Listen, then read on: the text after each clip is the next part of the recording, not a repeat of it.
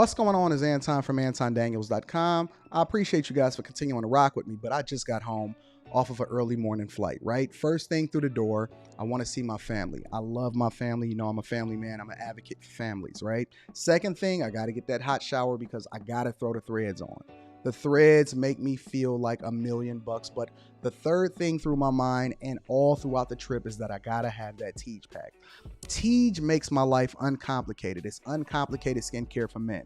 The first way that I started specifically was their level 1 system. It's a daily face wash to get rid of the dirt and grime on your skin. 2 times per week exfoliating scrub to get rid of the dead skin cells. An AM moisturizer with SPF 20 because you should always be protecting your skin from the sun, and a PM moisturizer to help your skin stay hydrated and healthy throughout the night. Here's the thing. My favorite part about Teej Hanley is that every box comes with an instruction card that tells you when to use each product, how much to use, and in what order. They really making the process of achieving and maintaining amazing skin for men uncomplicated. In addition to amazing skin, members of Teej Hanley get tons of benefits, including at least 20% off the retail price, the ability to customize your box, exclusive monthly deals, you can pause and cancel at any time, and you get free shipping. And because Teej Hanley is sponsoring today's video, they're offering my viewers an amazing deal, right? Just click the first link in the description and you get 30% off your first box, plus a free gift. It's an amazing deal. You got to get started today. You're not out here trying to look like a Dusty. And if you travel as much as I do, which I'm sure most people don't, but you know me, I'm pushing my bag chasers in order to be in the top 5%, top 10%, top 1%. We got to make our lives uncomplicated, and Teej Hanley is no better product. You got to look good. You got to smell good. And you can't be looking like a Dusty. Make sure you get started today. Click the link in the description. Get that Teej pack. Feel the Teej, my friends. What's going on is Anton from AntonDaniels.com. I appreciate you guys for continuing to rock with me. This is the Millionaire Morning Show. It is Monday, October 16th, 2023, year of our Lord, and I'm very, very excited to be kicking it with you guys today. What's going on in the chat? What's happening, friends and family? I see you, Willie Wonks and Kojak and Azriel and True to Myself and all of my friends. I'm assuming that y'all gonna be tapped in for the show tonight, for the Hey Q show tonight, right? Y'all gonna be tapped in for the show tonight, the Hey Q show? I'm looking forward to entertaining you guys all day long. Mondays and Wednesdays are my long days. Now, long days does not necessarily mean bad. Long days mean great. Mondays, I get so excited. I woke up at 3 o'clock in the morning. I got on my computer. I started working. I was going through the numbers. I was having conversations. I wanted to call some people and start getting working, but I knew that they didn't get up until a certain time. And so Mondays for me often at times is an opportunity for me to beat everybody else and get ahead of y'all. I'm getting ahead of y'all on Monday, straight up. Before everybody waking up, when they still trying to catch up, I already started preparing on Sunday night. I got everything laid out. I did go back and I took a quick nap. I worked from like 3 to 6, and then I prayed, and I went and took a nap from like 6 to 7:30, and then I got back on the horn. You know what I'm saying? So we in the building, y'all. What up? What up? What up? I know y'all like, Anton, why are you always so excited? Why you always got this energy? Because I can't wait to kick it with y'all. I can't wait to add value into y'all life. I'm very, very excited to be able to kick it with you guys today. Shout out to my guy, Mike, that dude, over here on Cash App. Just keep hitting me off every day. Also, let me give a shout out to everybody that Zell me and stuff like that. So I'm going to make sure I create a special graphic just for y'all because, again, I do not ask for it, but you guys continue to support me, so I'm very, very thankful. Shout out to my Detroit Lions that's absolutely terrorizing the NFL. It's about time. It's about time. The sun will rise again over here in Detroit, but we got a little bit of stuff that we got to talk about. I want to talk about Cardi B today. Birkin Bags over real estate. We're going to get into it. I didn't think I was going to bring Chicago to the front of the congregation, but just as I was getting ready to prepare for the show today, somebody sent me something. I said, okay, I'm going to review it. I have not looked at it yet, but I'm definitely going to review it. So we're going to bring Chicago to the front of the congregation just to evaluate what's going on. Also, on top of that, we do want to talk about electric vehicles because I want to address this concern about how people feel about electric vehicles, especially considering that we have a prolonged strike. We got layoffs over at Ford Motor Company. And then tipping culture over here in the United States of America, we're going to address it all here on the Millionaire Morning Show, because one thing is for sure and two things is for certain is that it always come back down to the money. Let me get a mental health check in the chat and see how y'all feeling today. One word. One word. Give me one word to let me know how y'all feeling today in the chat. K. Cooper don't know nothing about football, talking about the Lions ain't going nowhere. We know you don't know no better. We know we not even in our stride yet. We just now getting started. One word in the chat to give me a mental health check of where you are, how you feel, and how it is that I need to adjust so that I can add value into y'all lives. Miss Lady J said progressive, awesome, determined, amazing, wonderful, focused, allergies, excellent, focused, motivated, great, fantastic, grateful, focused, decent, invigorated, determined, relief, glorious, productive, loved, grateful, amazing, awesome, determined, awesome, happy, productive, driven, blessed, serene, blessed, eagles, focused, rested, loved, one pride. Shout out to my Lions fans. Okay, optimistic, blessed, supercalifragilisticexpialidocious, opulent, cold, nervous. See, I ain't know I knew about that, did y'all? Focused, optimistic, always trucking, energized, splendiferous. Y'all want to hit me with the syllables and test my C student education. Okay, we're going to get there. Positive. Working out, late but here. Shout out to you. Better late than never. Swole, overslept, abundant. Productive. Shout out to Fabulous. Mary is driven, alive. My dog, Real Estate Jones, said paid. Eagles, nah. Magnificent, thankfully. Him, perturbed. Energized, prepared, optimistic.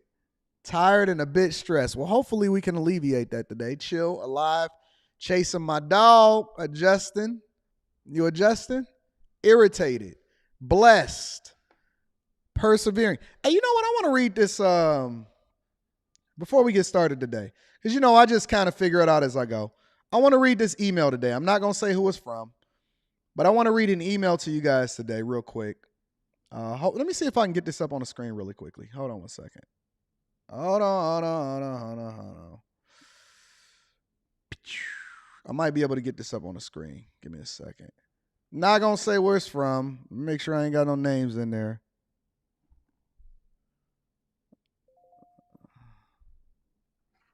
See if I can show this on the screen for you guys real quick. I didn't even plan this, but I'm going to just put it up there.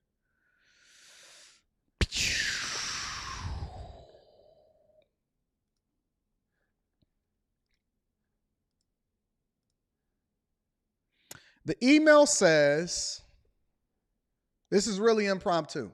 So I just got this morning. I got it at, I don't know what time I got it, but I got it this morning. It says, from one believer to another, I come to you in peace and love. And if this is Rita or workers for Anton, please make sure he reads this. Now, one thing I want y'all to know is that I read all of my emails. All right, just because I have people that assist me and assistants and Rita and all of those type of people does not mean that I don't read my emails. I read my emails, ladies and gentlemen, okay? All right, so let's continue. It says, I am not here for spectacle, but on behalf of a concerned Christian. Shout out to Key Vision. I'm going to be reading that super chat shortly. I watch every Millionaire Morning Show and have supported you from the time I discovered you through Kevin Samuels. Rest in peace to the big dog.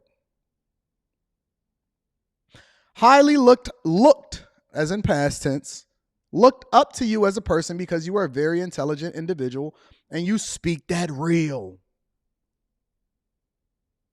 But my heart goes out to you and I can no longer continue to support your channel or you. Rather due to excessive profanity and what was said on your live on season 3, episode 196, entitled Jada Pinkett. So it's from the episode from last week. Entitled Jada Pinkett, separated from Will Smith since 2016, Chicago angry over migrants in Israel. Around the 1 minute or the 1 hour and 29 minute mark and 27 seconds, where you state, name me another mother effing Christian better than me. Your pastor ain't S, F your pastor. Let's continue. Though you have used profanity in the past, I have tried to overlook it, but cringe. Let me give you the real, like the emotion behind it. I've tried to overlook it, but cringe every time you do it. But on this particular episode, I just couldn't endure it anymore. I couldn't do it. Okay. You're a strong individual that stands his post and definitely a reflection of what our black men and women should represent in our community. But you profess Jesus Christ, but your action shows that he's not there. If the Spirit of God resides in you, then you would be convicted of the profanity and definitely wouldn't let what was said on that episode come out of your mouth. I'm not judging you, just stating what I see. I know none of us are perfect, but if Christ is in you, then you will have a discerning spirit that very moment, because the Spirit within you will convict you of sin. We right here, ladies and gentlemen. We almost done. You speak highly of money, and there is nothing wrong with getting money. But don't let it consume you, brother. If it has not consumed you, then carry on. Only you know if it has consumed you. Not here to condemn you, because I have no heaven or hell to put you in, but I couldn't help but reach out to you concerning the profanity. Much love. Hashtag salute.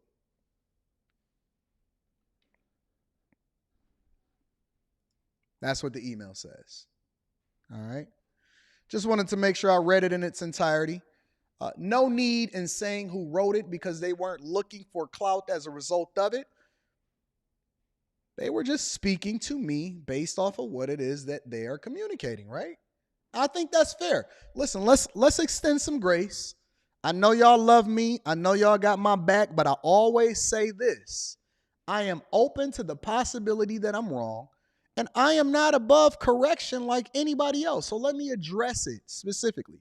They say that I am a reflection of what the black community and black men are supposed to be. There is no greater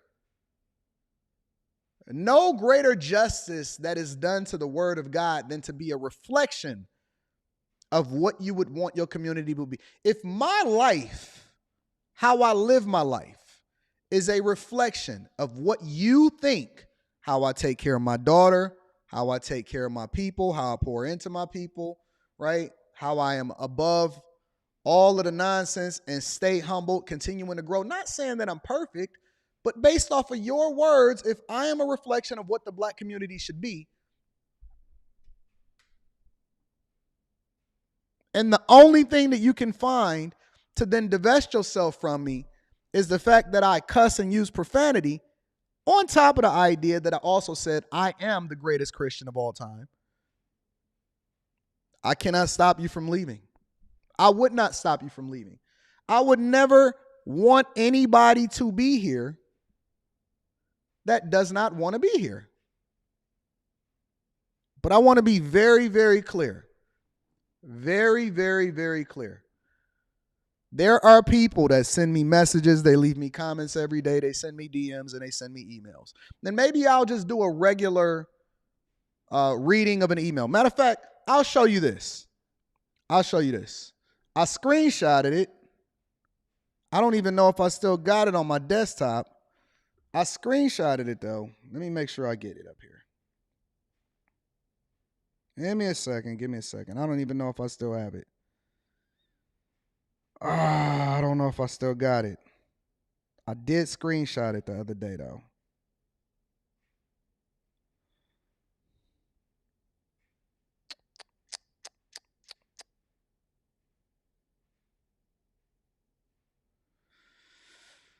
Man. I don't even think I still have it. I might have got rid of it. But I did screenshot something the other day. And It was two different. I'm going to save it for tomorrow because I'm going to actually address these tomorrow. I felt the need to do it. I was looking at somebody's stream and they were talking about me and they was talking negative about me. And one of the things that they said was, I can't wait and I wish that Rita would divorce Anton. They said, I can't wait and I wish. I got to find this now. That Rita would divorce Anton. They're praying for my downfall. They're praying for my downfall. I'm going to see if I can find it for you guys.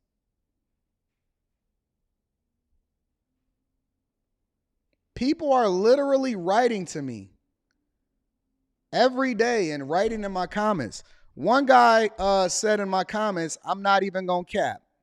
I'm going to bring them up tomorrow. I'm going to do an angry responses what people say to me on a regular basis, the type of things that I have to endure on a regular basis. One guy said to me, I'm not even going to lie. I can't wait for and I'm wishing for Anton to get divorced and for him to lose. I was like, really? Seriously? Is that a thing? Do y'all do that in real life? I got to find it now. I got to find it. I thought I had screenshotted it because I said that I was going to make a whole segment on it.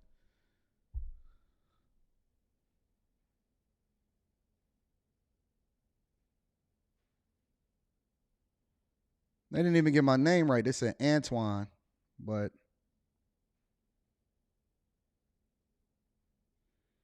I got to find it. I don't want to slow up the show today.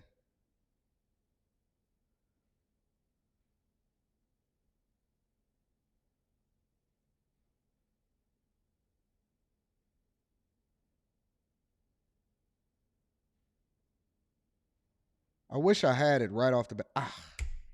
Because this show is really like literally in the spirit of moment, so I can pivot whenever it is that I want to pivot because I do it live or whatever.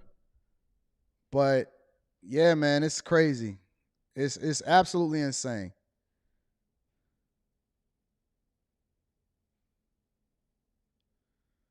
I'm going to find it. I'm going to get it for you guys because I actually want you to see what I go through on a regular basis and why it's important for me to continue to do what I do and why I do what I do. I can't find it right away. I can't find it right now.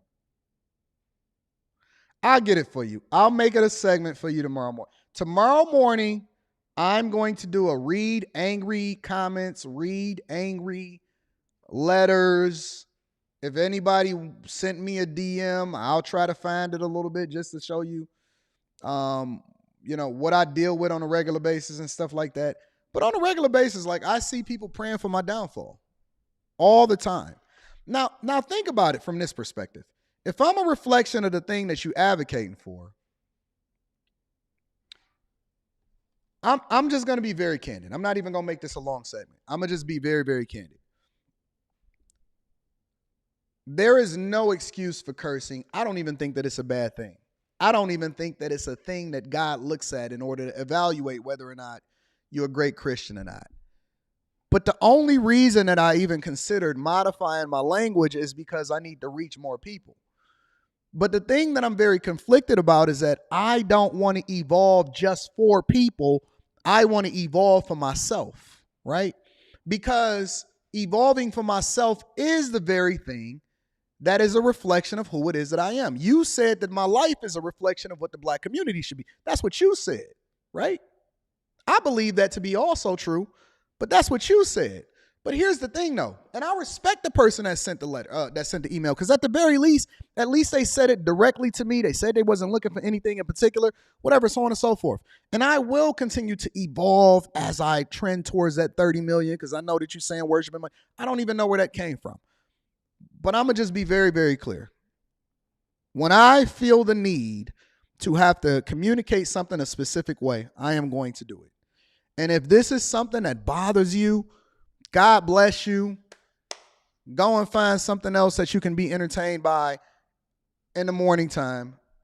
And then I wish the best for you. But I'm not going to change who I am at my core. I do still feel like I am the greatest of all time.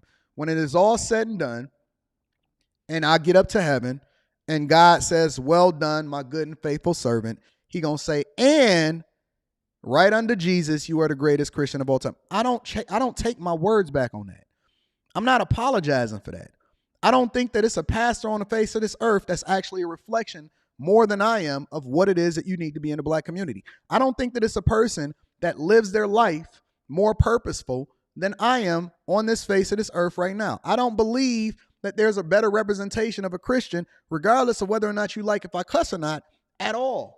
I am going to continue to modify my language just because I need to get that 30 million. And it's the same as if you go to a job, right? You just can't go in and wear what you want. If you want certain things or you want certain contracts, then that's what you got to do. But at the same time, the core of who I am is the core of who I am. And if I never get another subscriber, if I never get another watcher, if I never get another person to tune in, if there's never another person that supports me, I am good.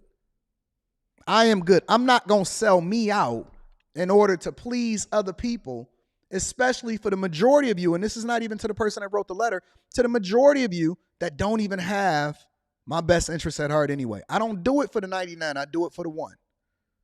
So I appreciate you for the letter. I appreciate everybody that even writes something concerning me in order to make sure that they add value into my life or they feel like I can do things better. I will consider it, but it does not mean that I'm going to change in a way that you want me to change. I will consider it, and then I will make adjustments accordingly. But tomorrow, I'm going to try to find some of the things that you guys would love to see and some of the things that people write to me. And then you can see what it is that I go through. And then you can start to ask your question.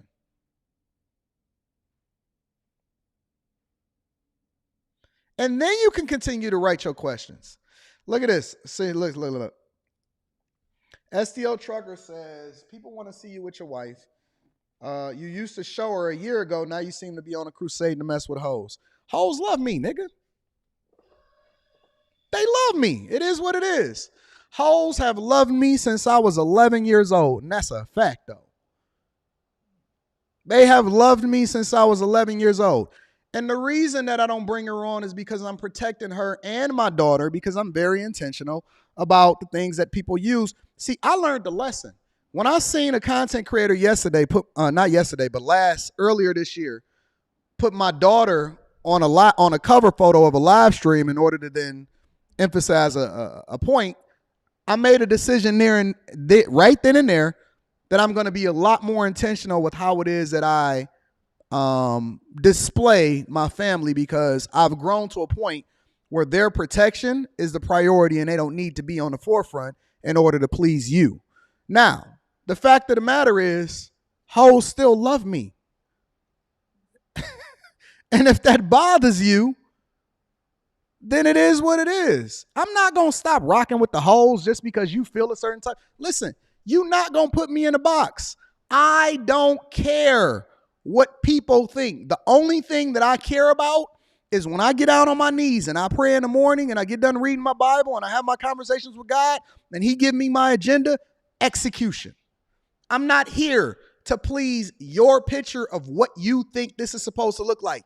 If you want that, then execute on your own. Why aren't y'all a reflection of what it is that you want to be?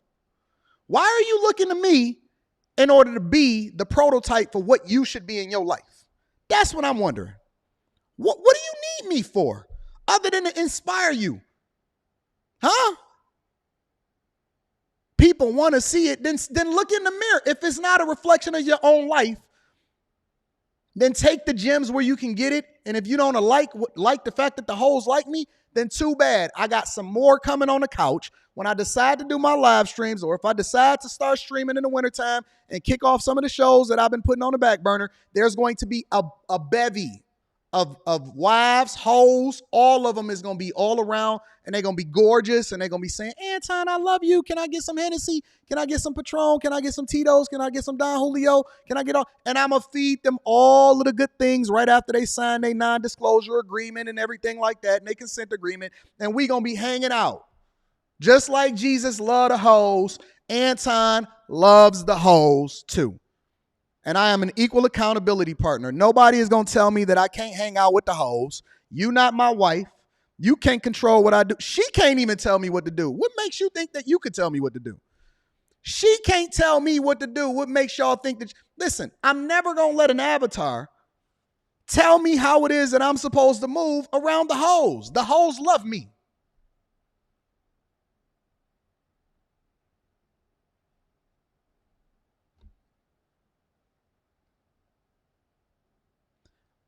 Listen, I'm not you. I'm not happy wife, happy life. I'm not the type of dude that moves into the tune of a woman and she telling me what to do. I take into consideration the people that mean something to me, what they say, because I know they got my best interests at heart. But I am on a mission. And just because you don't understand the plot and the plan by which we doing this and how we executing, don't mean that we not going to continue to execute. So listen, anybody that feels a certain type of way, I understand. I get it. God bless you. Maybe you want to go watch the NBC morning news, maybe something a little bit more culturally appropriated right after you get done watching some of the worst movies and the Real Housewives of Atlanta, and they beating each other up, and y'all watching these movies that curse every single day, and they got all kind of symbols that disrespect God and all of that. If you think that what I do here is too bad, God bless you. Good night.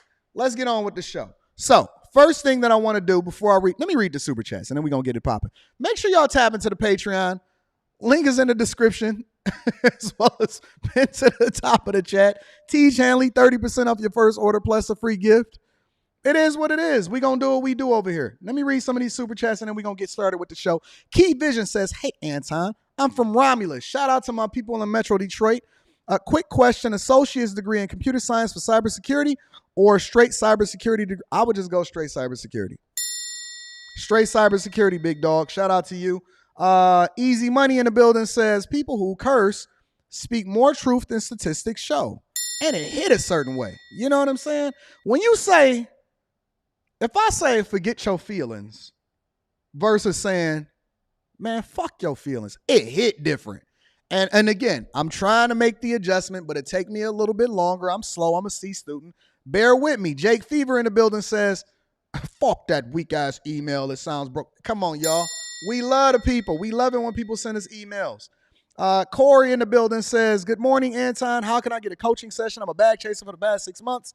5 to 6 months. Thank you, bro. Send me an email at Anton Daniels 413@gmail.com. We are adding people in every single day. I got like 6 or 7 calls today after the morning show. I'm cooking up on coaching sessions right now.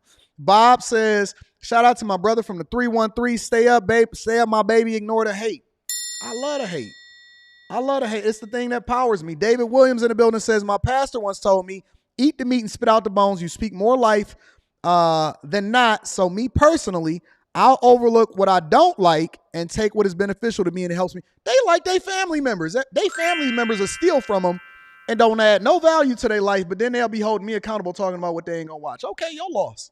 We over here giving out game. I don't care if you watch or not. We getting the money over here. Tennessee Hennessy says, like my pastor said, if cussing was the worst thing his congregation did, he'd build a cussing lounge. Chill out, sir or ma'am. I'm with it. I'm with it. Keep holding me accountable too. Batman 4000 plus 11 says, eat the meat, spit out the bones. Some birds don't fly, but some fish do. Keep going, AD. William in the building. Lucian says, check out Pastor Geno Jennings, a true man of God. I like Geno Jennings. I'm going to have to get him for an interview. Trey D says, preach, Anton, all these degenerates and their feelings. I don't care about what nobody say about me. They love giving advice after you build a platform. Ain't nobody care nothing about me when it was only 1,000 people subscribed to my channel though, right? Miss Crow T. Shetty in the building. Shout out to you. Oh, my girl, Rita. Hold on. I got to give Rita the drum roll.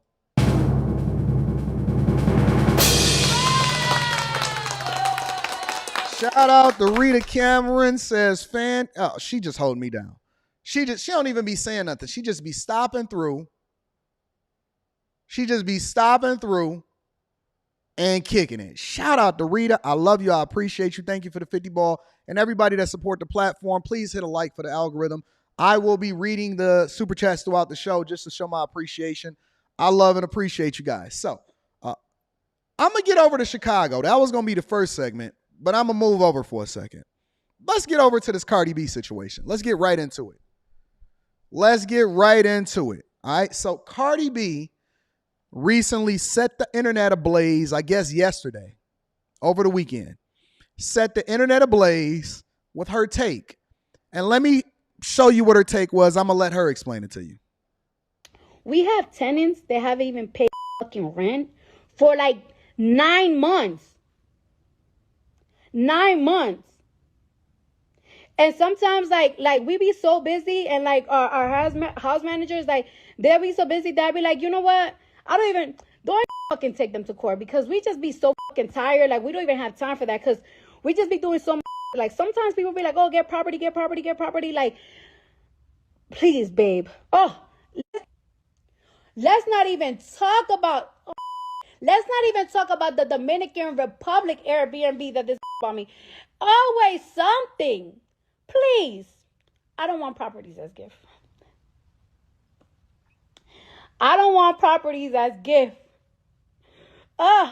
Please. And we planning to buy another property. Like, well, we debating, because it's like, you know, we like tired of renting in LA. Like, it's like we really want to buy a house in LA, but we also like, it's like, do we want to buy a house in LA, or do we want to buy something like in Miami? Like, and that's something that me and Offset have been debating about. But it's like right now, like, it's like one of the biggest things that be stressing us out is like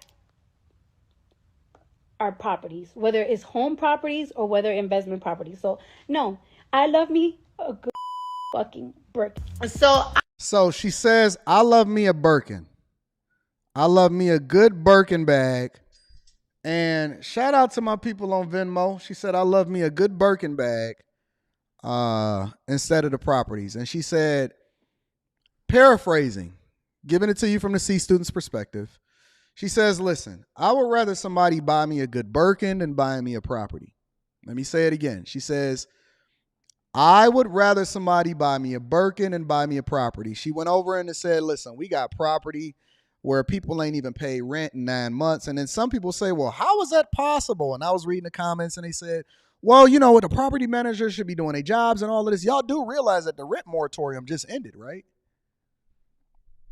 Y'all do realize that over in Atlanta and California and Phoenix and all over the United States of America, people have been living for free, and it's been the landlords that's largely been the people that own the properties, the ones that have been suffering as a result of it.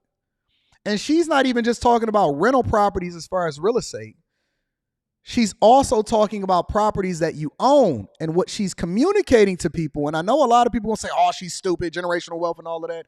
What she's communicating to people is that the true cost of home ownership or owning real estate, so on and so forth,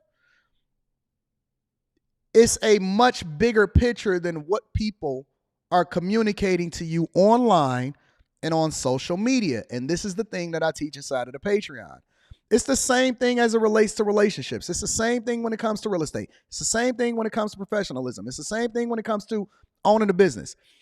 Telling you to get into it is a small portion of it. The true understanding, the pros and the cons. There's people that go broke in real estate every day. You just don't hear about them. It's people that lose inside of the restaurant game. You just don't hear about them. It's people that try to get into the watch game. You just don't hear about them losing. It's content creators that go boom and bust even though they tell you to start a YouTube channel every single day. They just fade away into oblivion and you never hear them again. And it's the same thing with real estate. The true cost of home ownership, you have no clue what these people are going through. I'll give you an example, and then we're going to see the rest of the video because she had a follow-up video in order to address people basically off of, the context and the criticism that she received otherwise, right? So, for example, let's say somebody gets into real estate. Let's say that they get put 3.5% down, which means they got PMI, they got property taxes, they have home ownership, home insurance, they got to require the property the people to get renter's insurance, they got the mortgage, they got all of these costs that's associated with it, right? So now you technically own the property, which means you're now responsible for the property, and then you get a tenant in there and they don't pay rent, or they tear up your property, or you only cash flow on the addition of $200 to $300 a month above whatever your costs are. Let's say you get a good tenant, but then something goes wrong. Let's say you get a leak on a roof. Let's say you got to change the roof and it costs you $20,000-$30,000. Let's say that the air conditioning goes out. Now I wind up having to change the air conditioner and the furnace, and it costs me $7,000 at one of my properties, right? Let's say that the dishwasher goes out, but then you got to go over there, so on and so forth. You're also talking about people that are working adults. She still has a job. She still has a career. And it's a lot of people that are doing things, and they don't even have the capacity or the wiggle room to be able to pay a property management company a percentage of whatever it is that they're receiving from the rent in order to do it. And a property management company is not even sufficient. You may have to go through multiple different property management companies, right? My point is this. The true cost of home ownership, the true cost of being in real estate, most people don't understand. It could be a very, very powerful tool towards wealth, which is why you need to get it on both sides. And you need to tap into the Patreon. Shout out to Azriel for dropping that in the chat. But also on top of that, you can't necessarily control other people, which is why you have to do other things like figure out how you can vet people more effectively. We just did a show the other day, last week, where we were talking about the guy that the chick won't even leave his house. She's been in there for 11 months. Now she's suing him for $100,000. And he have to go over there and get his lawyers, and he never going to get them fees back. And they've been doing this, and it's squatters and all of this stuff, right? So she's saying that, listen, for what my investment opportunities are, real estate may not necessarily be for her. Real estate is not a bad thing. It could be a bad thing depending on your level of understanding and interest in it. But you may have more of a knack for being in the markets. You may be better off as an investor looking at certain stocks and companies that you want to. You may be a better flipper in real estate than a landlord. You may be a better wholesaler, right? You may be wanting to get into the watch game. You may be better as a content creator and understand how to license your product out and build content a little bit more effectively than other people. There's multiple vehicles for investing, but real estate is not necessarily for everybody. Let me get back into it so she can explain her point after she received all of the feedback. No, I love me a good fucking brick. So I went live the other day and I was talking about, like, you know, by now I'd rather have fucking Birkins than fucking properties, because my properties have been giving me a headache. And a lot of you motherfuckers been calling me fucking dumb and like, why am I promoting that for people not to buy land? And for somebody said, V12 Media says, are we really listening to Cardi B for investment advice? I absolutely am listening to Cardi B for investment advice. I look at everybody that is invested in anything in order to get a learned lesson from it.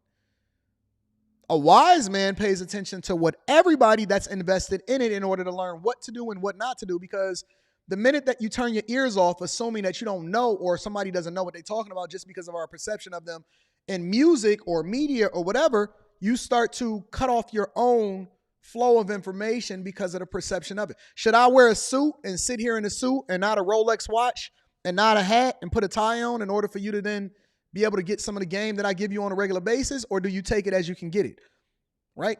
Listen to everybody. Don't automatically assume that people don't know what they're talking about. As a matter of fact, I would rather listen to what somebody is having problems with that may not even know as much about real estate than somebody that pretends to know what real estate is and ain't never had a property. Shout out to Boyce Watkins.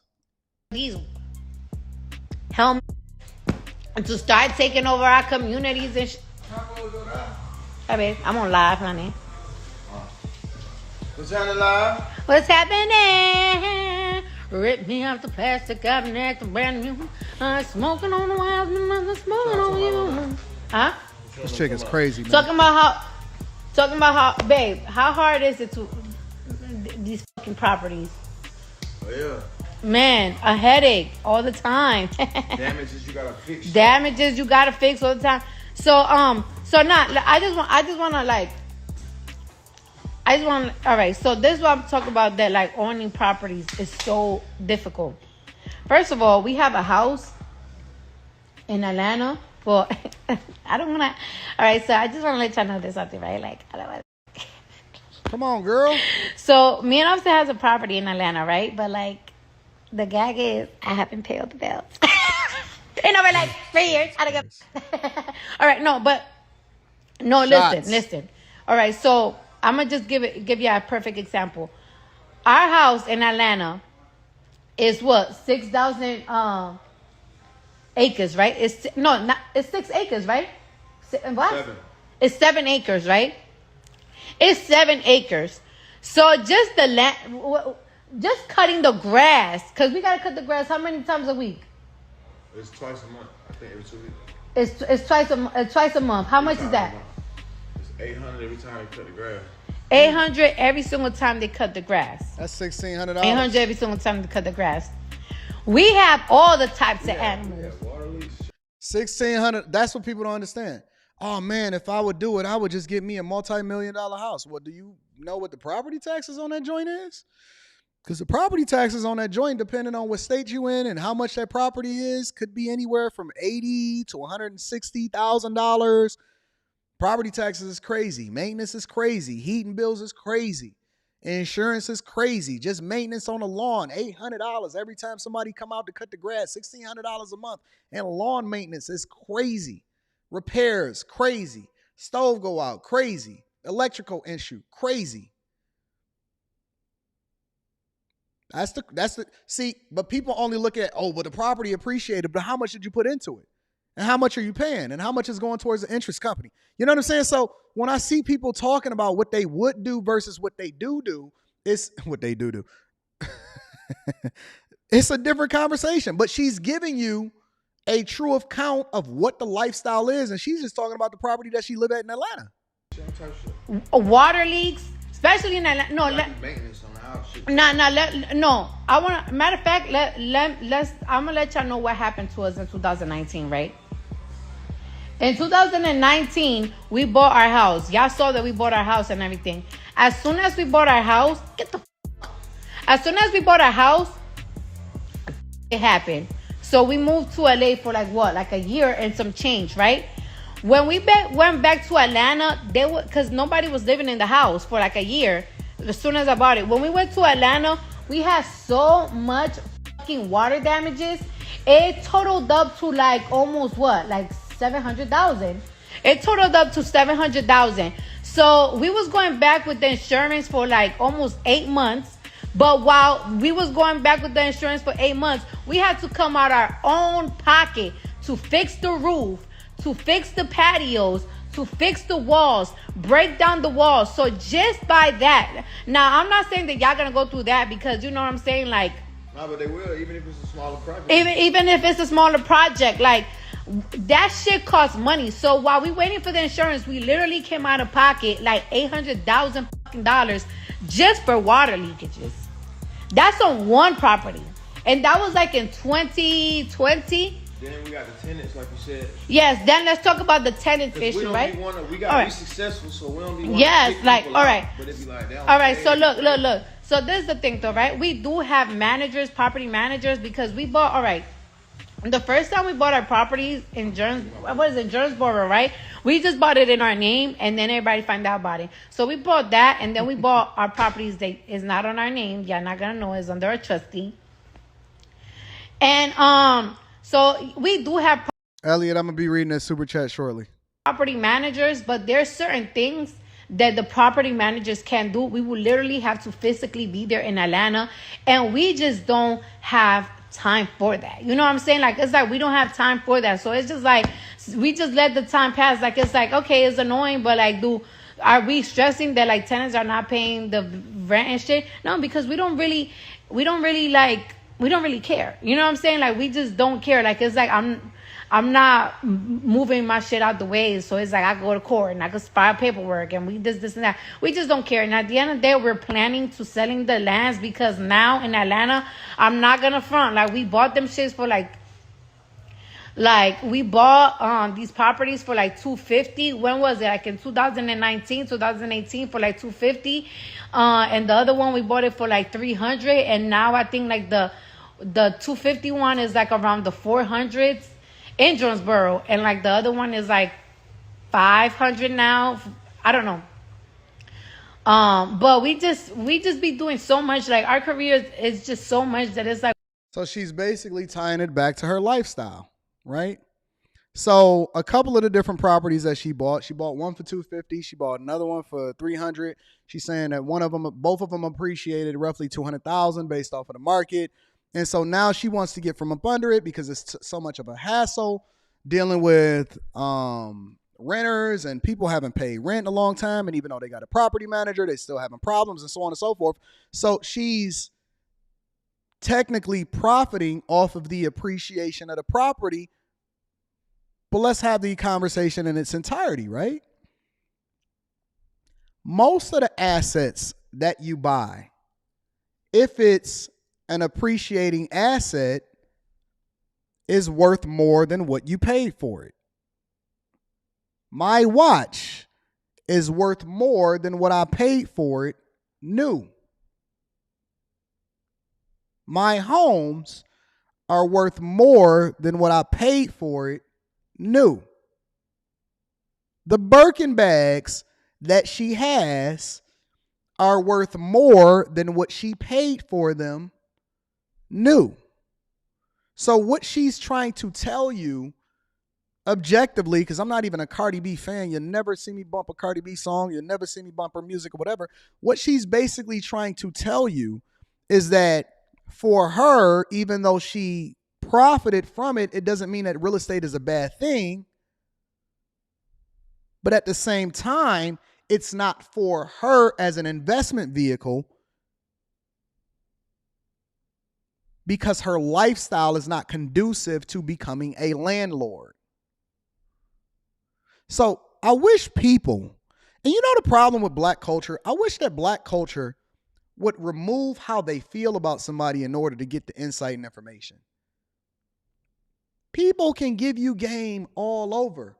If they telling you what their experience is, I got a buddy that's in the gas station business, and he owns a couple different gas stations, and he said, Anton, I am getting out of being a landlord. I do not want to own property. I do not want to do that. That is not for me. Every single tenant that I done had in there, no matter how well I vet them, no matter what kind of property manager I get in there, I hate the fact that they go in there and they tear up the property and then we got to leave it, not have a tenant in there, and then we got to lose money for an extended amount of time, and then we got to pay the construction workers to come in and fix what it is that they tore up, and then we got to pay the real estate or the property managers a month's rent or the real estate company a month's rent in order to get a new tenant in there and so on and so forth. He said, man, I'd rather keep investing in gas stations. And I said, but gas stations are hard. That's a tough business.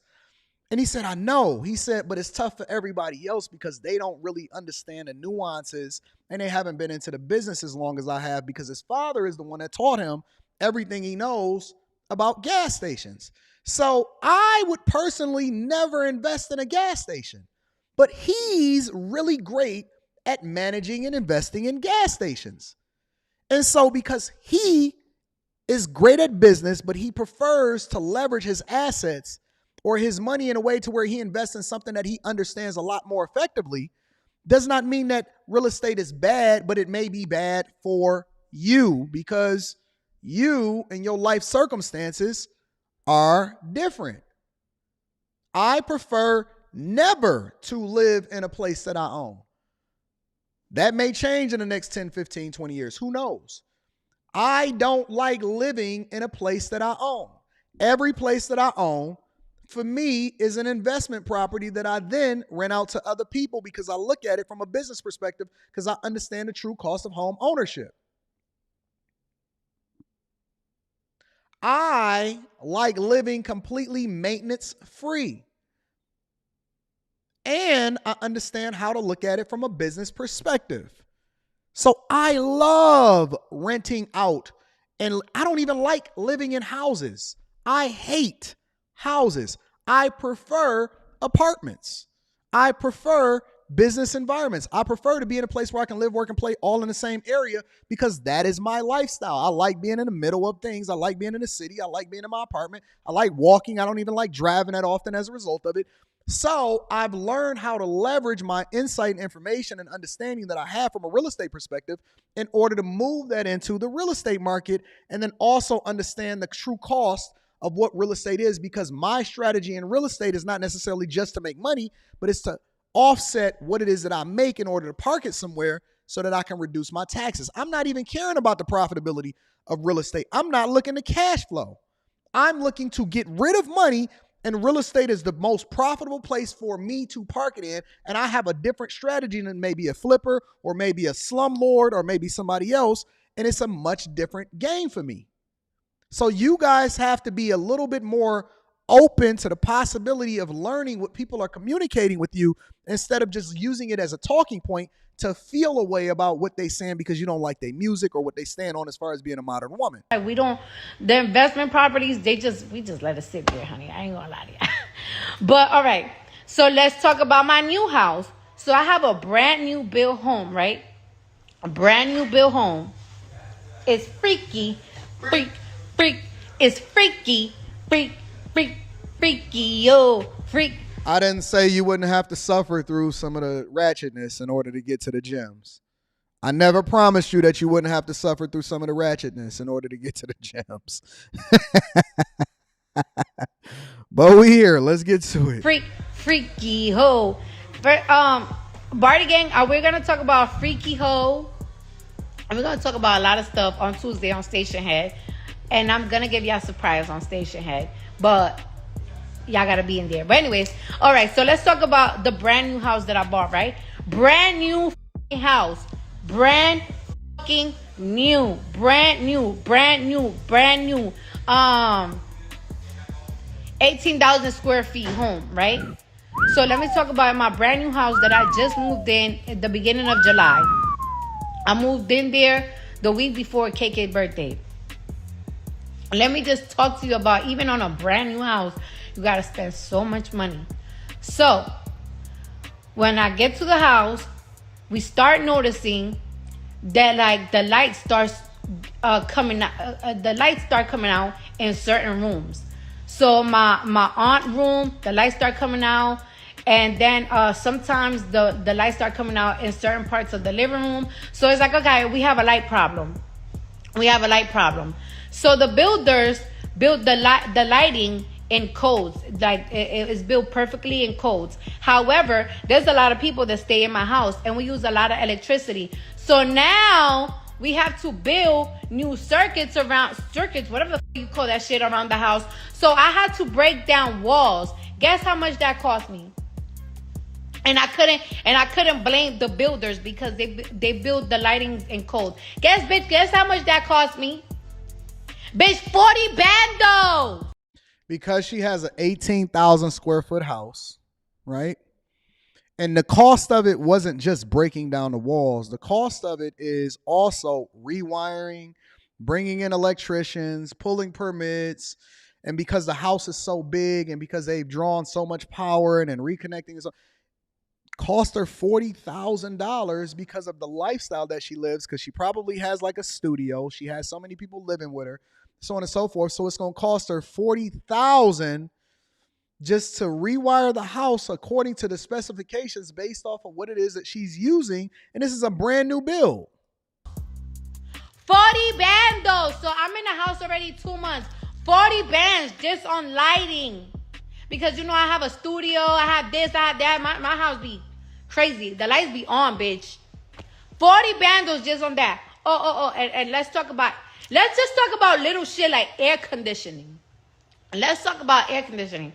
So, the house took like 3 years to build. So there was, of course, air conditionings for like the past 3 years, you know, everything, whatever the So when we moved in the house, we noticed that like the air conditioners, this just wasn't hitting strong enough all over the house. So I had to buy a whole set of air conditioners.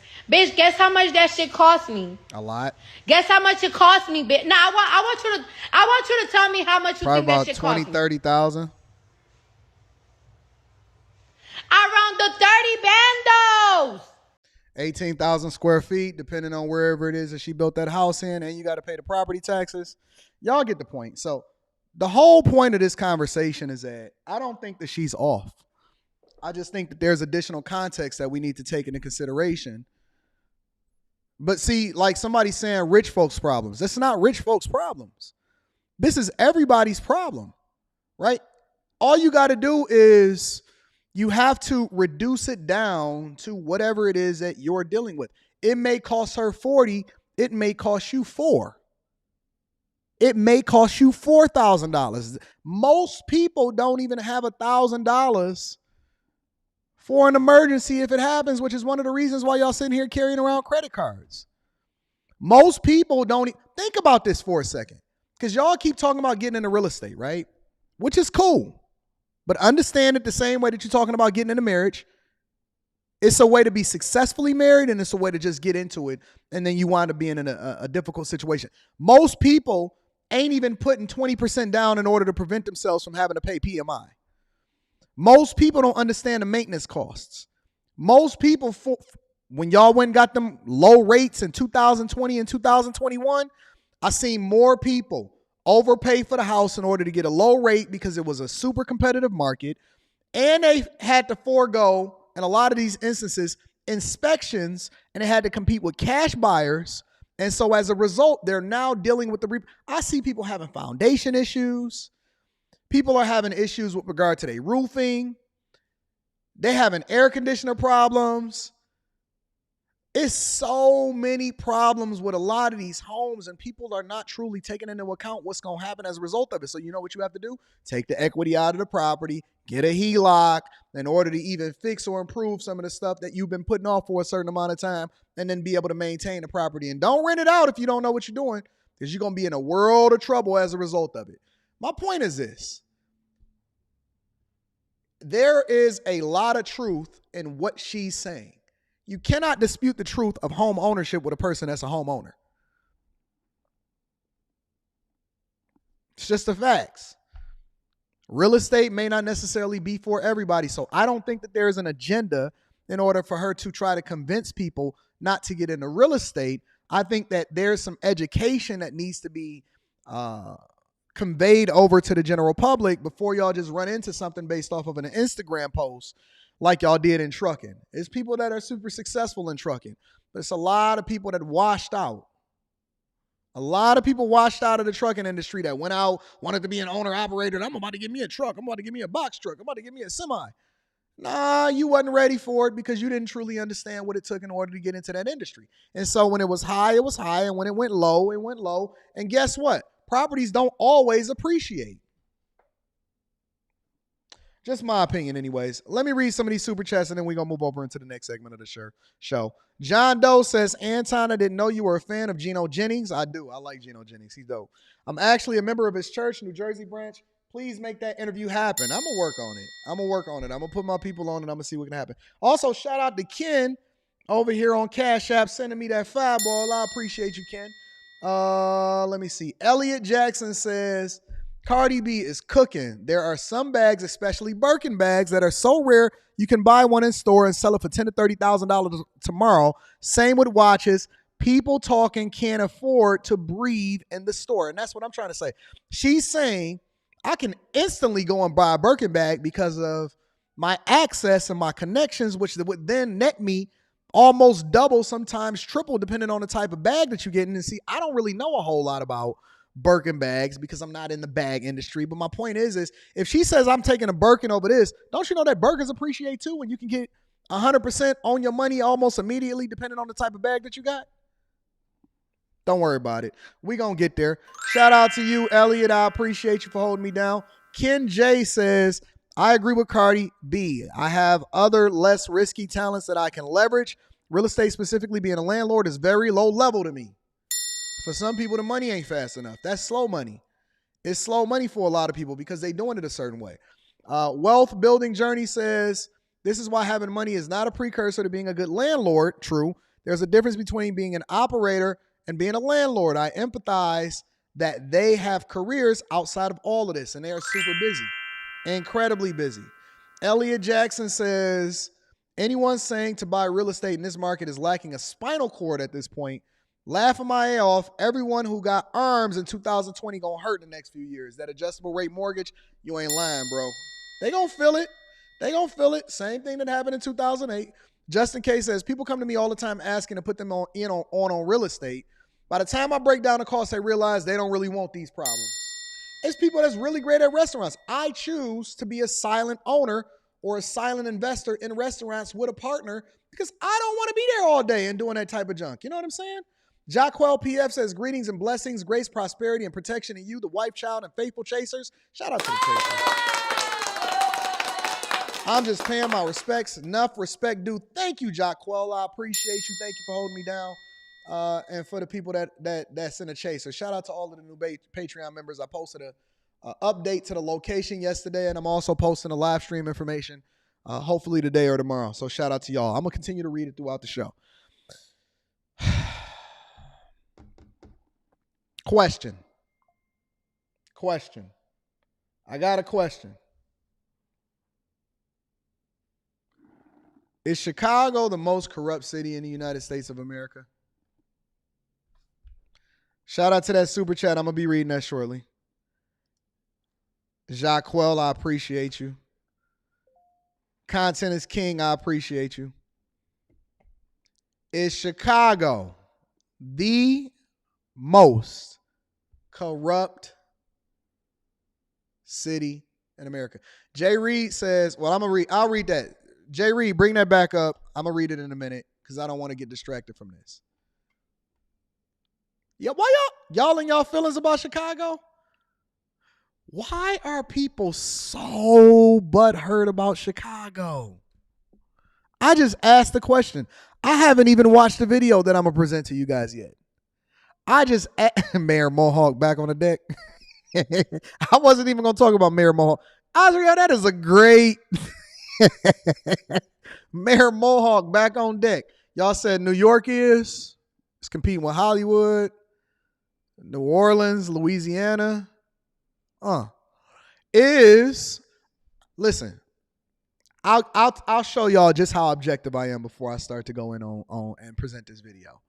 I believe that in the late 70s and the 80s and even early 90s, Detroit was possibly the most corrupt city in the United States of America. I believe, and I know that everybody loved Mayor Coleman Young over here in Detroit because he was a blackety black and he stood up for the people. But let me help you to understand something. If you know, you know. I believe that Mayor Coleman Young, God rest his soul, and I would never say anything negative or go into details about him simply because he's not here to be able to defend himself, which is one of the reasons why I feel so comfortable talking to Mayor Johnson. Mayor Johnson, all you got to do is kick it with me and do an interview, and then we going to put you out the pasture as far as not really having no conversation because you'll be able to give your own perspective on this, right? I believe that Mayor Coleman Young leveraged the city and used it as his own personal piggy bank and ran it like a mafia leader back in the 80s and 90s. Honest to God. It's one of the reasons why I think that Detroit ended up the way that it did, and we had to recover from everything that happened in order to get to the spaces that we are now. I digress. Chicago today in 2023, 2024. Is Chicago the most corrupt city in the United States of America? I seen this video pop up, and so I said that I was going to play it for you guys, at least play a portion of it, and see what they had to say. Make sure y'all hit a like for the algorithm, subscribe to the channel, and turn on your notifications. I love you guys. Chicago has never left the feudal age, okay? The facade looks terrific. That money goes directly to Abu Dhabi. $2 to $3 billion, that's poof, gone. When there's no base rules, then strong leaders develop. What Chicago has, and it's nowhere else in America, it's called... The money's coming in every year there, but going out of the city to Canada, and funding again, their employees' retirement. That bill is coming due. What do you call it when two politicians get together for a meeting in Chicago, Peter? So you could honestly see, hey, we have these beautiful beaches. Right. Yeah, is Mexico going to own them next summer? Don't make those people hide. Don't make them become more extreme. Don't make them become more violent. It's tied to the very bloodline of how this city has worked since the 1830s when it was founded.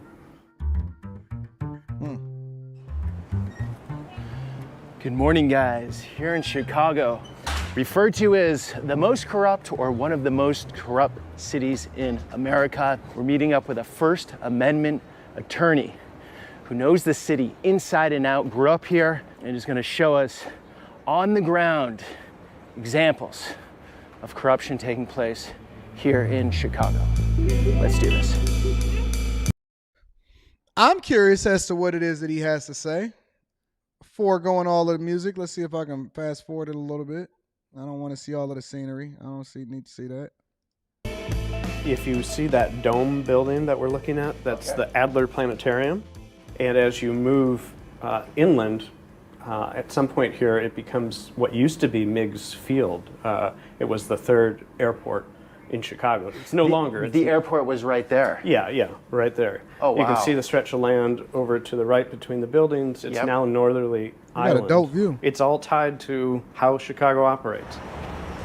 How do we know Chicago's corrupt? And it gets kind of squishy looking at the different numbers. One way that we know is looking at just some anecdotal evidence. 35 billion with a B in debt. Four very large, no problem. Man. 4 large pension funds that go for things like the police and firefighters and such. They have $10 billion in assets to cover that 35 billion in debt. If we look at crime is up 20. Chicago, y'all $35 billion in debt? Seriously? Is Chicago $35 billion? Chicago debt.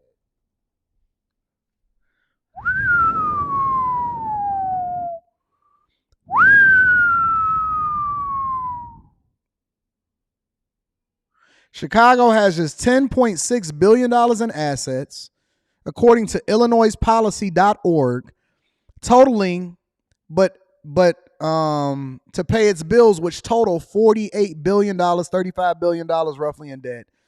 Chicago's total bills was the second highest in the nation, better than only New York, which had over $251 billion in bills. Wow.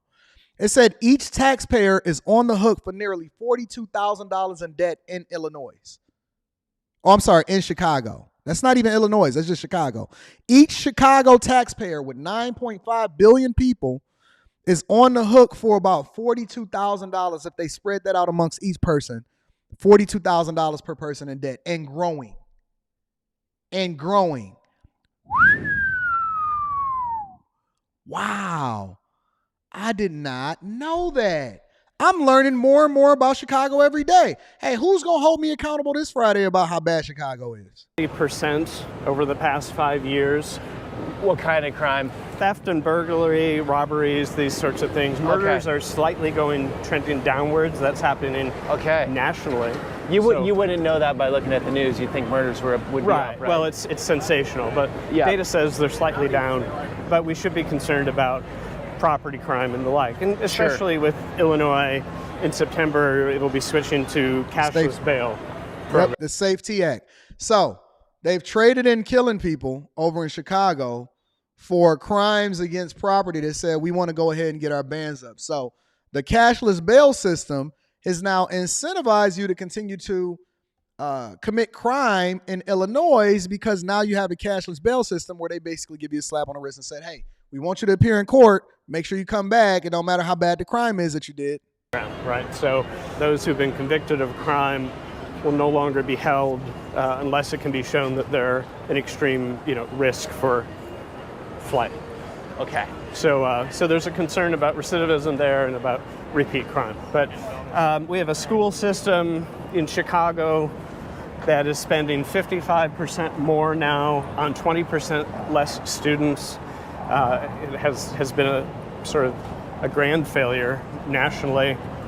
So there goes the myth of throwing more money at a problem instead of actually fixing the core root of why children are failing in the first place. So you're spending 55% more money, 55% more money in the budget allocated towards Chicago schools, which is one of the reasons why y'all property taxes are so high.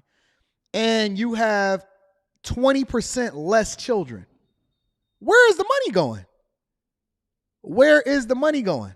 20% proficient in English language arts of the students in Chicago. 16% proficient in math. 16 for the whole city. 16.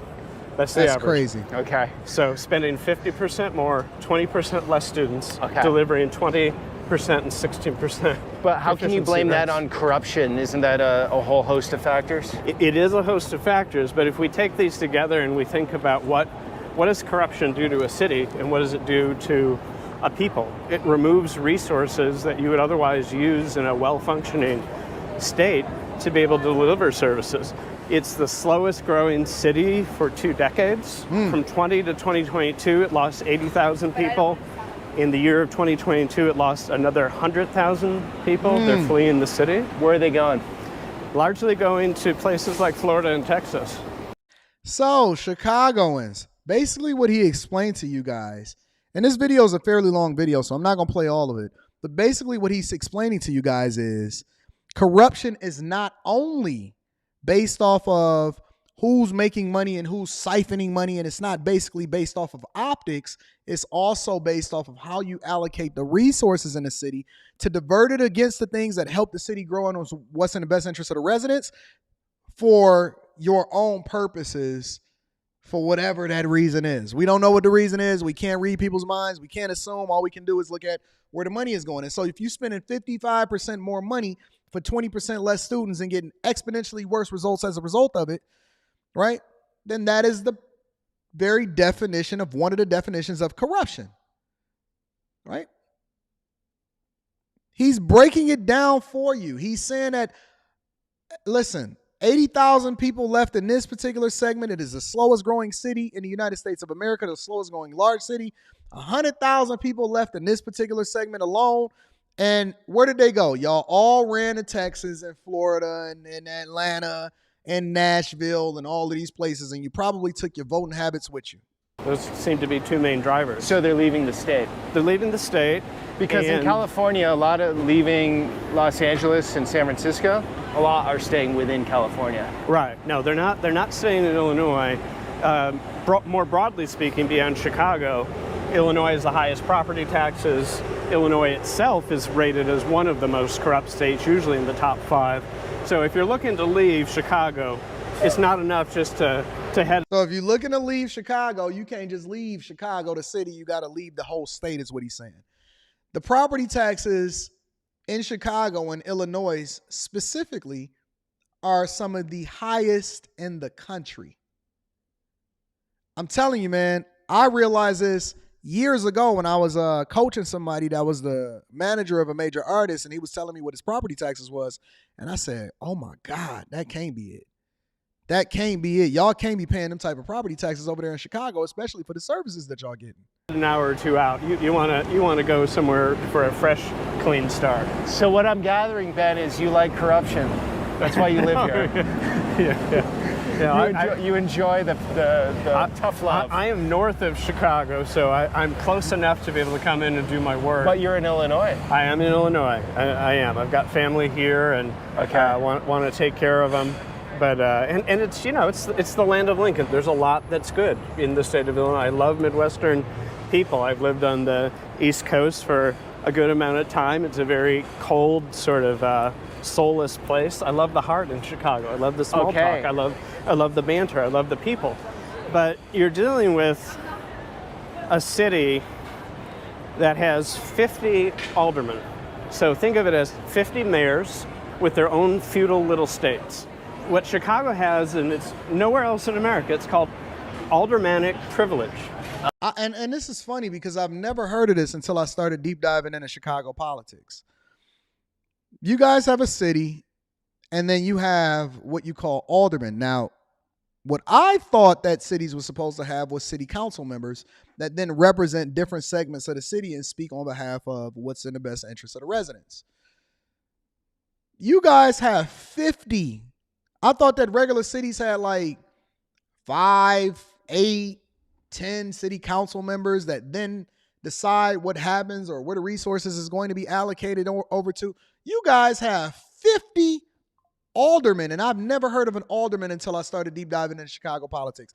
But basically, you guys are like, if Brandon Johnson is Biden, all of the aldermen is Chicago, is Illinois, Michigan, California, Texas, not Nashville, Tennessee, Florida, New York. You guys have little cities that you can then take over that then determine what happened, and you're supposed to speak on the behalf of what's supposed to be happening in the city as a whole. That cannot be any more of a dumb situation that why don't we reduce the aldermen now that we have a lower population that doesn't, whatever. Let me see a little bit more of this video. Okay. So if you are this store here, Planta Queen, and you want to add on an addition here that would generally be allowable and is a simple zoning variance, your alderman has to sign off on it, and he can say no for no basis in the law and reject it. And so your business streams can be shut down. They have considerable authority without any reference to statutory provisions, regulations to control exactly what's happening here. Now, if you're someone who cares about things like racial equity and some of the issues that we've seen discussed by good folks on the left more recently, Chicago's still a very segregated city, with minorities frequently being on the south side of Chicago and the north and northwest side of Chicago being predominantly white. On the north and northwest side, about a 90% blockage of low-income, multi-unit, affordable housing. So if you want to keep minorities out of an area, you give aldermen that sort of power. They've been routinely criticized for this. They promise reform, they promise better things.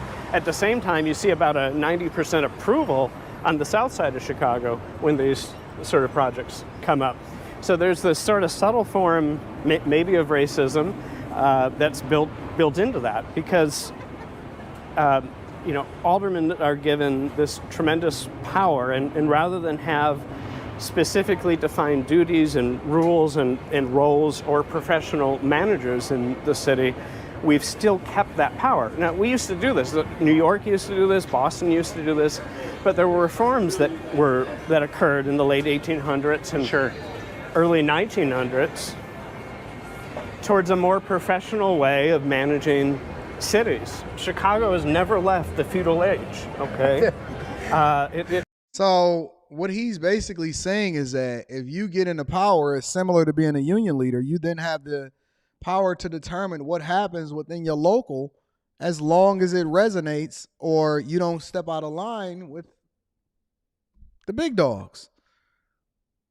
And they still operating based off of a system that was established in the late 1800s. What?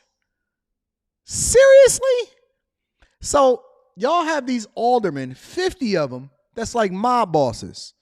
And they can literally determine what's happening within their segment of the city without any oversight or anything that anybody can do that can determine or tell them whether they can or can't within that city. So here's my question then, right? If that be the case, how much are the aldermen participating in what's going on as far as these tent cities and the migrant crisis? And are they in bed with the mayor as far as determining what is happening and what kind of budget is being allocated towards it? If it has to happen inside of your district or your zone, are you then becoming culpable or responsible for what is happening as far as the migrant crisis also? And they just trying to divert it over in order to get it over into Brandon Johnson's lap. Are they also in bed with them? And then as you see the segregation in the majority of black people, because they all like to congregate together, they don't like to get out and do all that other type of stuff, right? And so if they all are on the south side, who do you hold accountable for the plight of black people over in Chicago? Oh. You see that with such conviction. No, I mean, it's never left the feudal age. It's bizarre. So now what they'll tell you, the alderman will tell you that this is a great system because I as an alderman get to be hands-on. If Topolobampo needs help, I can come right on down, I can write something up, and I can get it taken care of. Well, that's true if you're in the good graces with your alderman. Or, as the history suggests in Chicago, if you've paid off, if you've participated in a racketeering scheme, if you've delivered your dues then yeah, you're going to be taken care of. So the mob exists here in a different way, a more benevolent way, let's say. Right. Well, Chicago, you dirty dogs. So if you grease enough palms and you make sure you contribute to them running for alderman and I guess getting elected as a result of it, then you're going to be in the good graces and they're going to make sure that you're taken care of. And you got the eye of the mayor, of your alderman and the mayor, and making sure that you can get certain things done. If they have that type of power without any kind of oversight, you know what you can do? You know what you can accomplish as a result of that? Wow. Chicago. I didn't even get into the middle of the video. I'm not even going to go into it because we got other things that we need to get to. But Chicago. Really? Is this a system? Why y'all ain't tell me that this is what y'all was dealing with over in Chicago? We would have brought them to the front of the congregation a long time ago. Wow. I didn't know that Chicago was this corrupt. Here's my question, especially for all of you people that feel like Anton is too hard on Chicago. Am I too hard on Chicago, or are you not hard enough on the system that you're subjecting yourself to just because you was born and raised there? Because everybody that's held me accountable for Chicago ain't even living in Chicago no more. Ain't that crazy? Let me read a few of these super chats and then we're going to continue over with the show. We got a lot to get to today. Content is king in the building says mad people took bread out of their 401k to buy a house and still didn't put 20% down. And you know what the interesting thing about that is? They justified it because they say, well, I'll be paying myself back. But first, you're not making no money on that. And secondly, you paying fees for withdrawing, not even withdrawing, from borrowing for yourself a 401k because they'll allow for you to borrow from yourself in order to hit for certain things. Y'all didn't know I knew y'all was borrowing from y'all 401k? We'll get there. We got a lot to get over and cover over on the Millionaire Morning Show. Scooby Don says, yo, 80, they say by 2030, Gen Z won't own nothing at all. Everything will be rented and you will love it. I'm not necessarily against it, right? Like, for example, I love the fact of leasing cars. I think some cars you own and then some cars you lease, especially from a business perspective. But we'll get there. Shout out to Scooby Don in the building. I appreciate you. Aaron is, oh man. Aaron says, I might have to write you an email. No more Chicago slander. We smoke Detroit in every conceivable metric. Stop the cap. You don't even live in Chicago. You haven't lived in Chicago in decades. What is AL talking about? First of all, you don't smoke us. We just want to go and look at your football team. But also on top of that, you're not Chicago. You don't live there. You haven't been there. Your kid ain't there. Kid was never born there. Your girl ain't there. Your job ain't there. You don't even go and visit. Listen, we're going to establish some rules real quick. If you are not living in a specific place and you have not been there for an extended period of time, you are not that place at all. With y'all horrible property taxes over in Chicago. Shout out to Aaron. No, I appreciate you. My dog, Millennial Mark TV, is in the building. Says, did you see where they are now giving migrants in Chicago $9,000? Yeah, I seen that. I'm going to cover that this week. $9,000 in rental assistance for us to 6 months and complete home furnishing packages. Yep, I did. Don't worry. Shout out to Millennial Mark TV. We got a whole show planned for this week.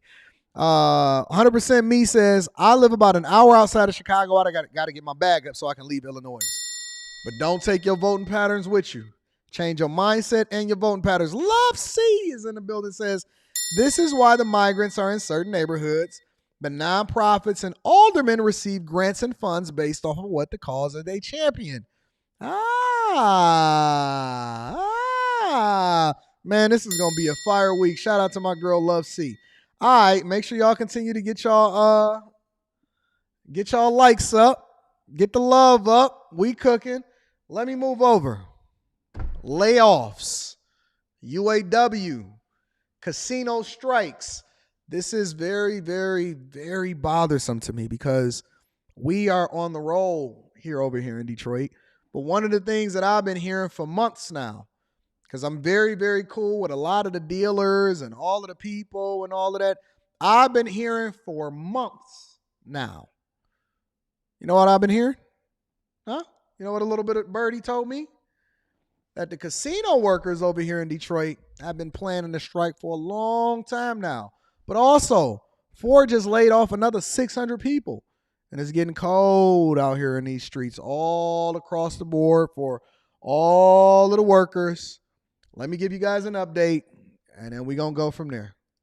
Meanwhile, here in the Flint area, workers at GM's processing centers in Burton and Schwartz Creek continue to walk the picket lines. Workers are telling me they hope this strike gets resolved soon.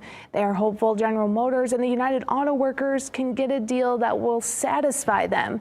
The workers I talked to today say it's all about better pay and getting their pensions back. I think that we deserve a raise. I think that we deserve COLA. I think that the ones we got our pensions taken away, some of us from the 06, I think that we deserve to get those back. Ma'am. Before we get into this show, I do think you deserve a raise. I'm cool with cost of living adjustments. I'm cool with COLA. I'm cool with raises. How much of a raise? It remains to be negotiated, obviously, because you guys are at a stalemate. But also on top of that, pensions are a thing of the past, ma'am. Publicly traded companies are not giving pensions.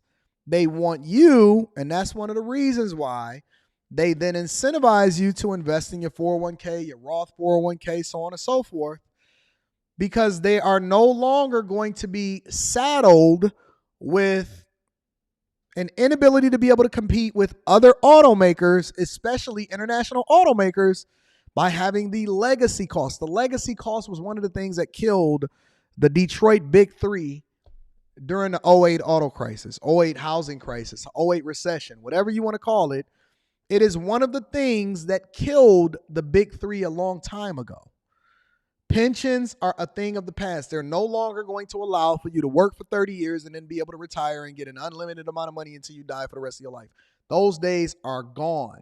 If you do not invest in yourself, they are willing to give you a match, a 401k match. They'll also allow for you to probably get an ESPP, which is an employee stock purchase plan. But if you are waiting to get a pension, I'm sorry, ma'am. I can't even think of a publicly traded company that still give pensions.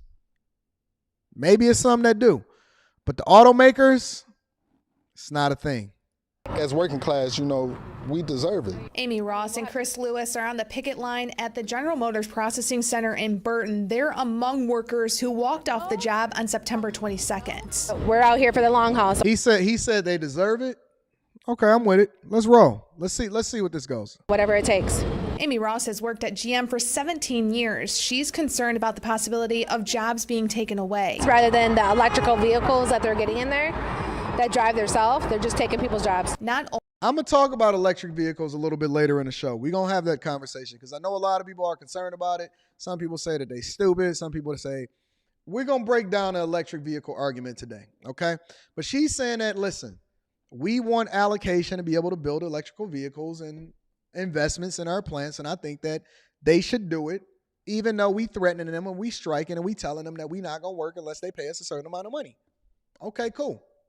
Only does she want more money, but she says people deserve to know they have job security. Chris Lewis started at GM 6 months ago. It was better pay, and then it's a lot closer to me because before I was doing bathrooms and I was driving back and forth to Detroit. Hold on, whoa. Christopher Lewis. Chris Lewis, hold on. Chris Lewis, you just got hired 6 months ago. See, this is the type of stuff that I'm talking about. This is the stuff that y'all don't want to bring to the front of the congregation. This man said, we deserve it. Let me see if I can rewind it. I thought I heard him say we deserve it. Hold on. Ross and Chris Lewis are on the picket line at the General Motors Processing Center in Burton. They're among workers who walked off the job on September 22nd. We're out here for the long haul, so whatever it takes. Hold on. Deserve to get those back. As working class, we deserve it. Amy. Ninja, please. Did you just say that you deserved it? Hold on, let me see what else they just said. More money, but she says people deserve to know they have job security. Chris Lewis started at GM 6 months ago. It was better pay, and then it's a lot closer to me because before I was doing bathrooms and I was driving back and forth to Detroit. Hold on. You way up in Flint, homie. You way up in Flint. It take you an hour, over an hour in rush hour, way over an hour in rush hour traffic to go all the way down to Detroit. So you was just happy to be here. Now you can drive 5 minutes, 10 minutes up the road. They gave you a good paying job. They gave you a pathway in order to become a permanent employee. You just got your 90 days in. You 6 months in. You was a janitor. Hold on, fam. You was a janitor, fam. You was driving all the way down to Detroit, and there ain't nothing wrong with being a janitor. Anybody that's working a regular job and is doing it legally and is taking care of business, I salute you. I got love for everybody that is doing anything legally. But fam, you was just cleaning up bathrooms in the D. And now you sitting here talking about what you deserve? Come on, fam. You can't make this up, bro. Y'all not going to sit here and gaslight me and tell me, Anton, you should be for the union. No, I am objective and I'm looking at this thing for what it is. And so context matters.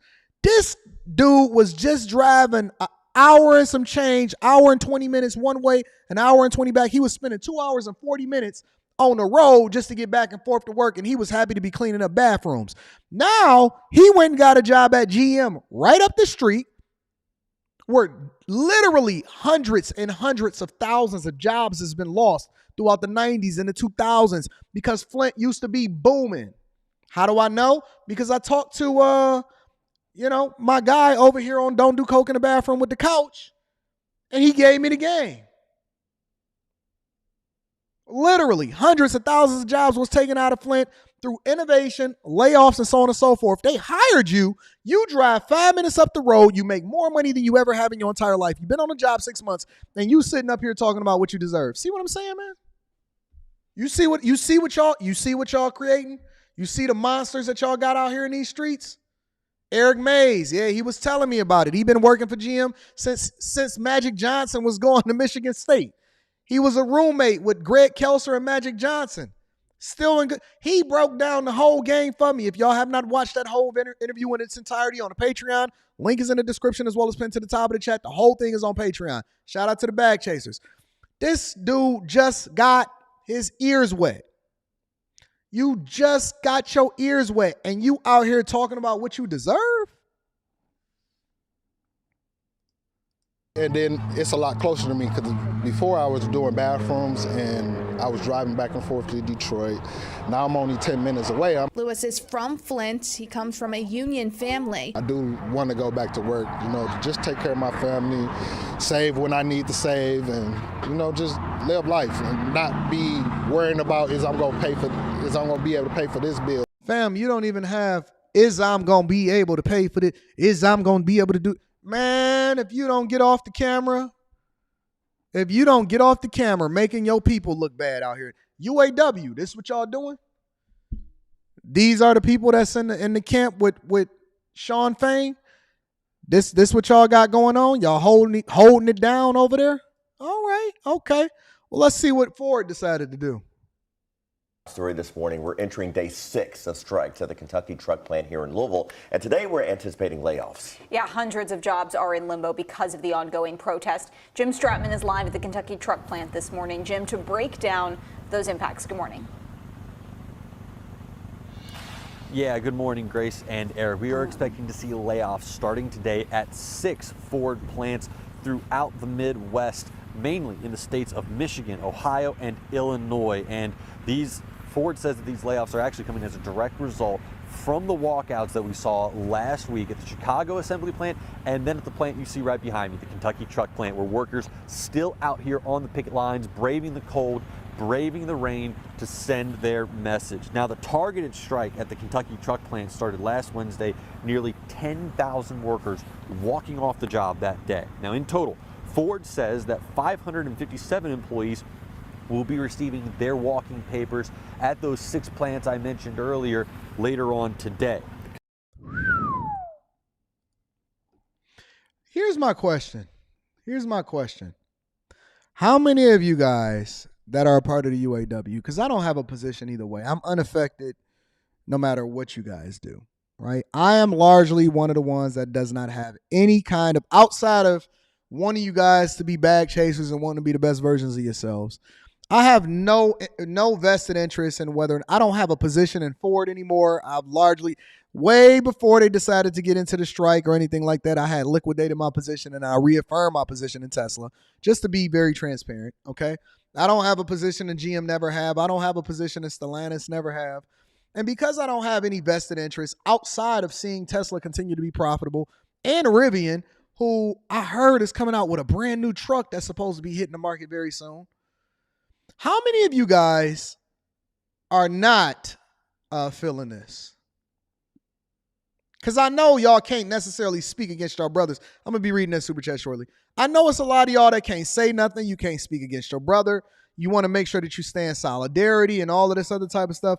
How many of y'all are not really feeling what's going on right now? Shout out to Greatness to Work. Shout out to everybody that super chat. I'm going to be reading that shortly. I'm just curious. How many of y'all like, man, I ain't got time for this, bro. I'm trying to feed my family. I like what's on the table. I want to get back to work. I'm trying to take care of business. Y'all got me going behind. I'm about to get my cars repossessed, whatever. Some of y'all was a couple paychecks away from losing everything, and now y'all about to go into 1 month, a whole 30 days with no work. Company says that with the truck plant on strike, other plants around the country will have to cut production of the parts that usually go to the Kentucky truck plant. And that is creating uncertainty at plants across the country, even at the Louisville assembly plant here in town. They say that while the Louisville assembly plant is not officially a part of the strike, it could be a consequence of what's happening here at KTP. Union leaders say that parts from KTP go to the Louisville assembly plant, and once those parts run out, there could be layoffs that come next. And so more layoffs are coming. And you know, the interesting thing about this is that it doesn't just affect UAW members, all of your locals, the people that work for Ford, Chrysler, and Stellantis, or Ford, GM, and Stellantis, which used to be called Chrysler. It's not just you guys anymore.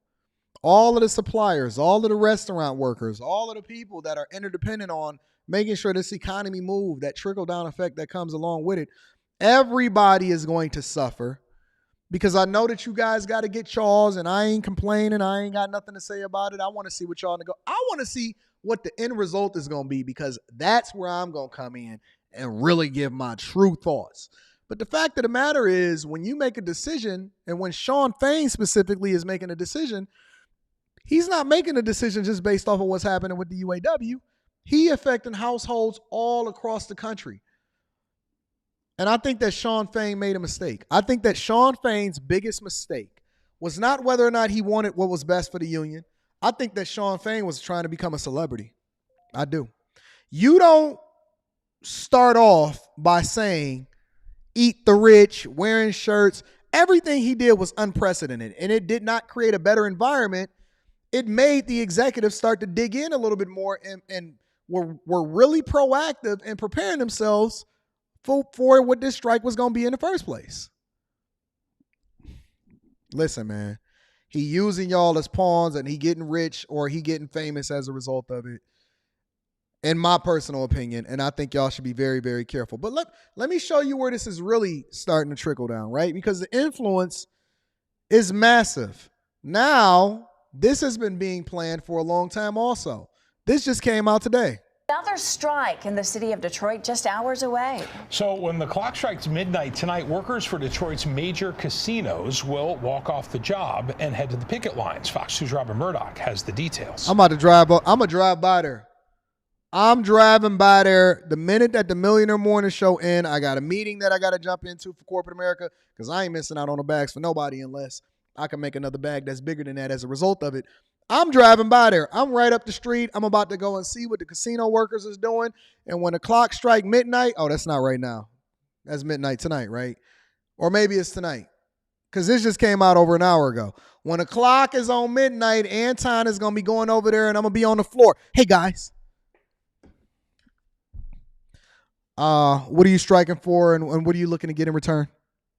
What are you striking for? What are you looking to get in return? I'm going to find out what's going on in these streets. I might go over there. I might go over to Chicago. Well, not this weekend because I'm going to be in Florida. But I might go over to Chicago very soon. Good morning, Jay and Amy. Thousands of workers at Detroit's MS Best says no poker rounds for Anton. Says who? Man, don't y'all know that the online casinos stay running? It's more convenient for me to sit in my crib and be playing poker online than it is to be inconvenienced by going in and having to tip dealers and see people and they say, oh, what's going on, Anton? I'm just trying to gamble silently. I ain't trying to be out here in these streets. Don't you know it's much easier for me to sit online in my pajamas and the casinos online is much more profitable than they are in person? Don't you know that they've already prepared themselves for this walkout? Don't y'all know that they know that y'all was talking about it way before y'all ever decided that y'all was going to walk out when the clock strikes 0?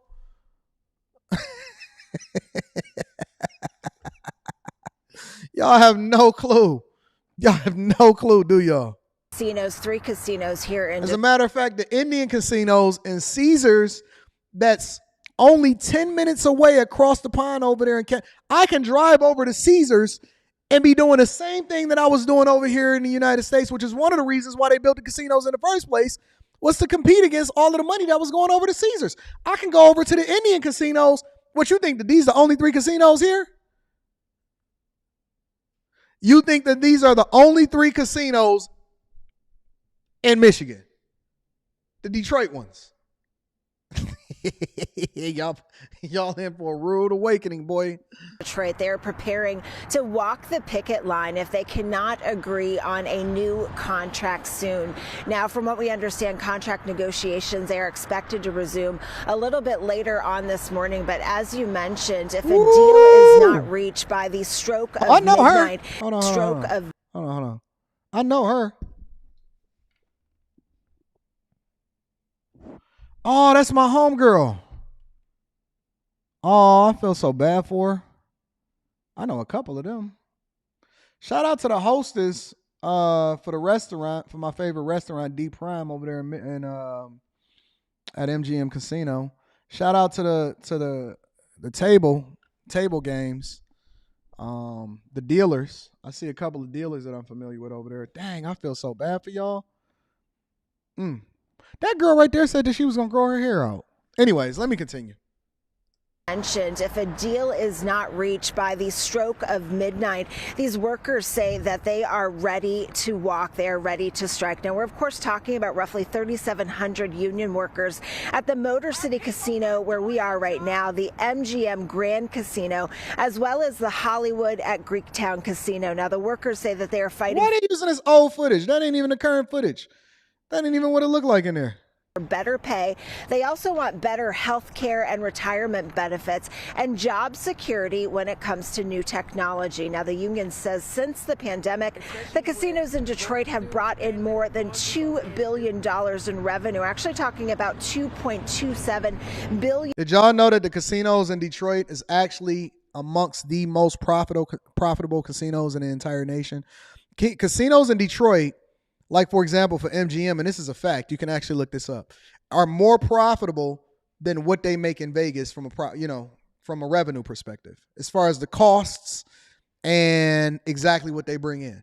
The casinos here in Detroit are amongst the most profitable casinos, way more profitable than the ones that they have in Vegas. They said they want to raise, though, and they want job security guarantees, considering all of the new technology that's coming in. $1 Now, the workers who helped create that record revenue say they want their fair share or they are willing to walk. In fact, 99% of the union membership voted recently to authorize a strike if a deal is not reached by 11:59 tonight. That is when their contract does expire. Of course, we'll keep you posted on how those contract negotiations go throughout the day right here at Fox 2 Detroit. All right, so I'm going to be out here seeing what the streets is talking about. I need to see what my fellow casino dealers is talking about. Do they want to host some home games? Y'all want to deal some games, some home games? We could put a couple dollars in y'all pocket. Shout out to my people. But yeah, man, people are striking all over. All over. People are striking all over. We might just have to take a flight and go over there. I ain't been to the one over there in Springfield. Is the MGM over there in Springfield dope? Tell me what that's like. Let me read a couple of these super chats and then we're going to move over because I want to address this EV conversation real quick. Common sense expert says, are you doing a reaction to the women that cheated on their husband after losing 100 pounds? I do have that, and I never reacted to it. I'll probably drop that tomorrow. I'll do that in the morning, and I'll drop that tomorrow. Thank you for the suggestion, my friend. I did hear about that. She was for the streets, man. Enforcer 2K9 says, I hate to be that guy, but Gen Z and their whole I deserve entitlement complex has to be the laziest, whiniest, most unlikely generation in history. I don't know. I'm not going to put that on them. It's a lot of lazy people, and then you got to blame their parents. You know what I'm saying? Greatness to Work says, the only real stance is if all Americans say we not buying products that eliminate jobs. Without sacrifice, there is no victory. Optimus Prime. What up, Tone? What up, dog? What up, what up, what up, what up, what up, what up, what up? Silverback in the building says, lots of jobs tied to the auto parts not needed in EVs. We going to get there. I'm about to talk about that specifically. Enforcer 2K9 says, getting tired of this monkey see, monkey do, Me Too, labor strike, trendy movement. Why don't we Me Too people to... Oh, my God, y'all crazy. Shout out Enforcer 2K9. I don't want to say that on loud. I don't want anybody to be on bridges. I want people to be building bridges to connect with each other. You know what I'm saying?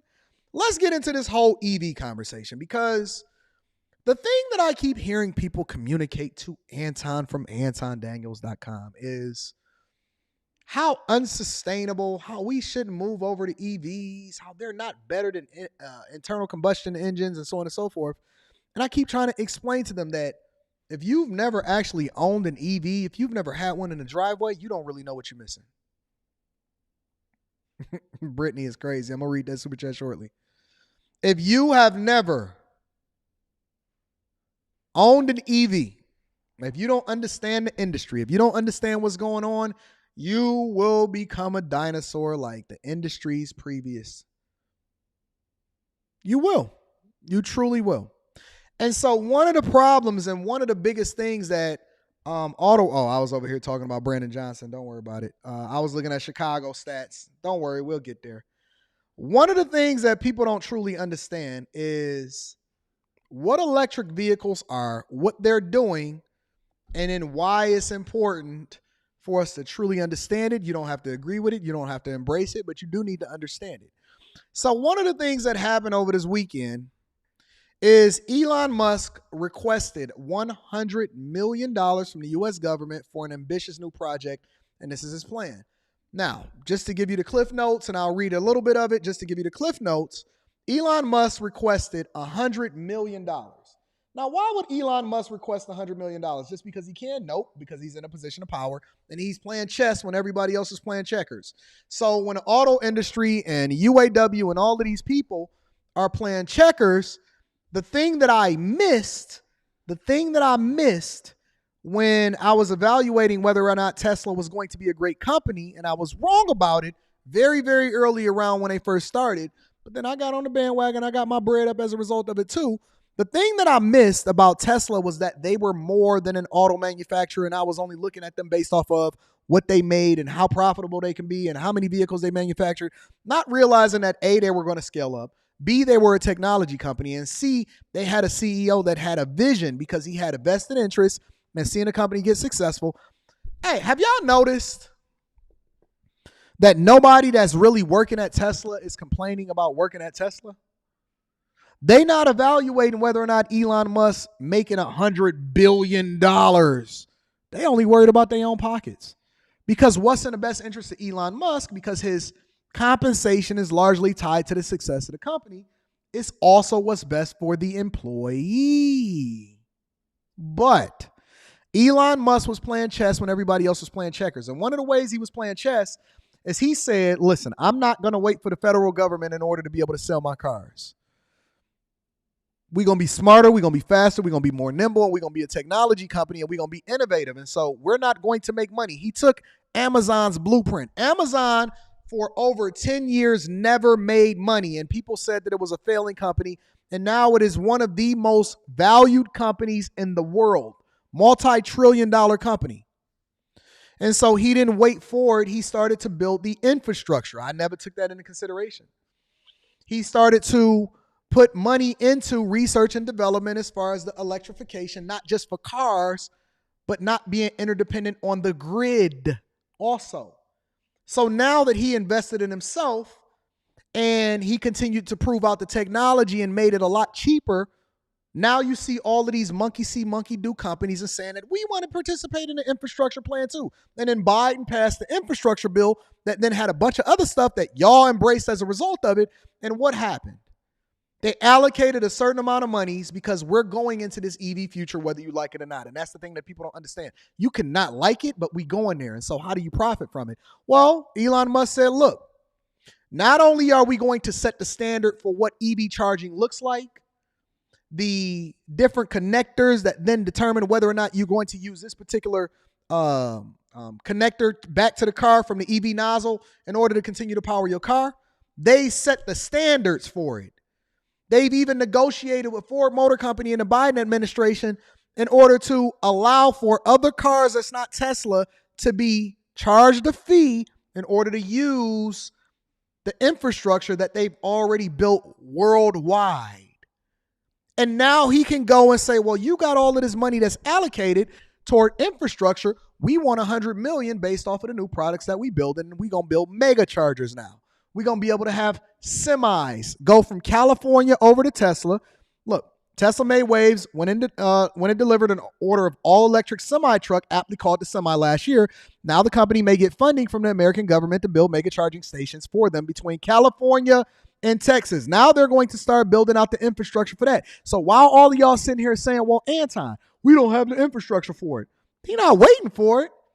They already passed bills and they had lobbyists that advocated for it along with the semiconductor chips, and they getting their money over there. And they saying, listen, we want $100 million just to be able to build it from there. They're going to proof it out, and then they're going to start to expand it across. So now they don't even have to invest in the infrastructure no more. You're doing it with the taxpayer dollars by how it is that you voted for the person that you have in office. He said the automaker has requested $100 million from the United States government to build 9 charging stations. It's about $9 to $10 million, $11 million per charging station. According to Clean Technica and Bloomberg, the stations will strategically be positioned between Northern California and the southern border of Texas. Each station will feature up to 8 individual 750 kilowatt chargers, which is a lot, which means the semis can charge simultaneously at each of the 9 stations. He not only has the reach and the business acumen and the vision for continuing to mine out and get all of the money in order to build the infrastructure faster than the federal government can do it themselves, but he also understands that the relationships that he's built, which makes Tesla an even more powerful and dangerous company that you should, well, I'm not going to tell you what you should do, that I'm invested in. They get the majority of their contracts from the federal government as far as NASA in order to have SpaceX, because they do it much more efficiently, faster, and effectively. And then they're the ones that then built the space rockets that allow for us to continue to launch out all of the satellites and refuel the NASA space station. And now we got Space Force and stuff. And so there's money in innovation, but as long as you're able to play chess instead of playing checkers like these UAW workers in leadership is saying, then you're never going to catch the wave. The company also urged Texas state officials to send requests to federal government on its behalf to encourage the approval of the funding.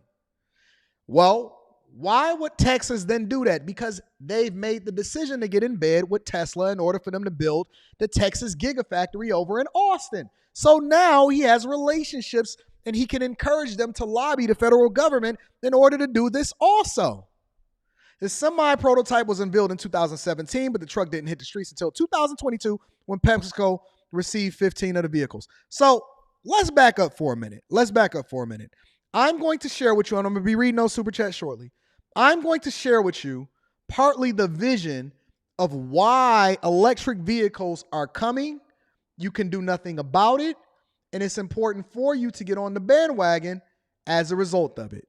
Make sure you guys hit a like for the algorithm, subscribe to the channel, and turn on your notifications. I'm going to mine through some of this. Look at Sean Fain's. Good grief. Go ahead.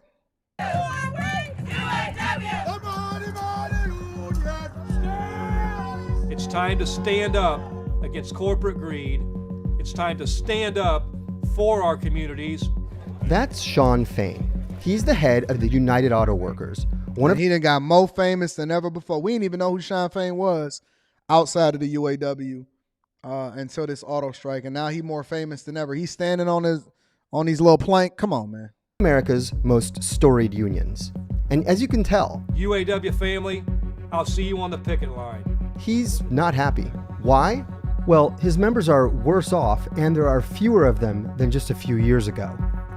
And a new threat is looming in the form of a technology that's crucial in the fight against climate change. Which Now you see, unions... no. You see that right there?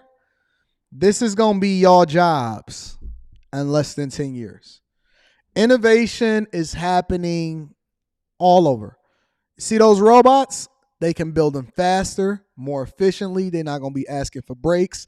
They ain't got to go and pick up their baby mamas, right?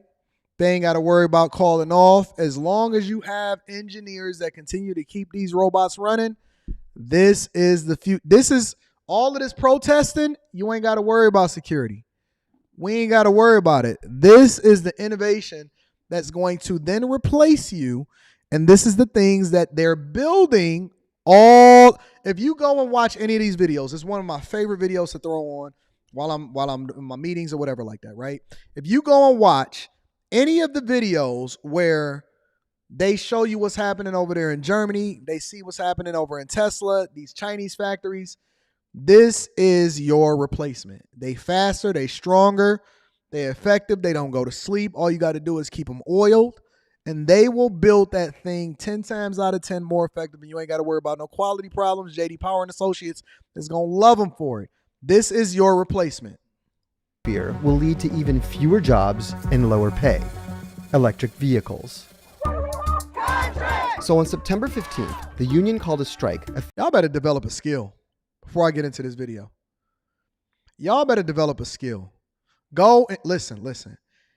The days of being able to graduate high school and thinking that you're just going to come out making $100,000 a year, is it possible today? Yup. Is it going to be possible in the future?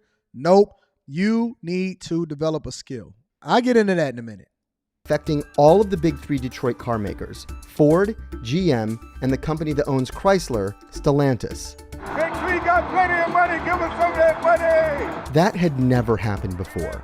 It was a massive roll of the dice and could prove to be a make or break moment. As the U.S. heads into an election year, the future of blue-collar workers in America's industrial heartland is on the table. I seen well, I'm going to save that. I'm going to share what my thoughts are at the end. I'm going to move over into a particular part of the stream. Let me make sure I get there. I want to talk about that. I want to get here. All right, so let's talk about electric vehicles. I want to show y'all what the difference is. Vehicle, right? There are less moving parts. An internal combustion engine can have as many as 2,000 moving parts, while an EV powertrain has as few as 20. It takes 40. An internal combustion engine can have a few thousand parts. A Tesla or an electric engine can have the equivalent of 20. They don't care about how your car sound, if you can't do burnouts, if you don't like the exhaust and all of this other type. They don't care nothing about that. Let me tell you something. It all comes back down to the money. And internal combustion and the spark plugs, all of this, listen, this is not just going to affect the people that make the cars. This is going to affect the servicing. This is going to affect the dealership experience. Tesla has already innovated and said you ain't even got to go through a dealership. You can come online, order the vehicle, we deliver it over to you. The only thing we're going to have it for is for a service center. A few thousand parts, which is also thousands and thousands and millions of jobs, are now being reduced to 20 that can all be built in-house by robots. They're not just doing it whether you like it. They're going to market it to you, helping you to understand that it's much more efficient and profitable. This is one of the reasons why the margins are much greater with electric vehicles, and that's why they're trying to drive the cost out versus what it costs them to be able to research and develop and then manufacture them today. This is happening whether you like it or not. It takes 40% less labor to assemble, so that means there will be fewer jobs in those areas. Car makers are working with the unions to retrain the existing workforce for the jobs that will remain, but demographics may also factor into the equation. The average worker in an automotive factory in Germany is around 55 years old. What does that mean? It means they're going to leave the workforce pretty soon anyhow. And they know that not only do y'all not want to work, y'all lazy, y'all want a whole bunch of money. So now we let more workers come over here. We're giving them ability to work with the migrant crisis, and we're going to innovate in order to protect themselves against a labor shortage that they've been experiencing for the last 5, 6, 7 years, and that nobody wants to do these jobs anymore.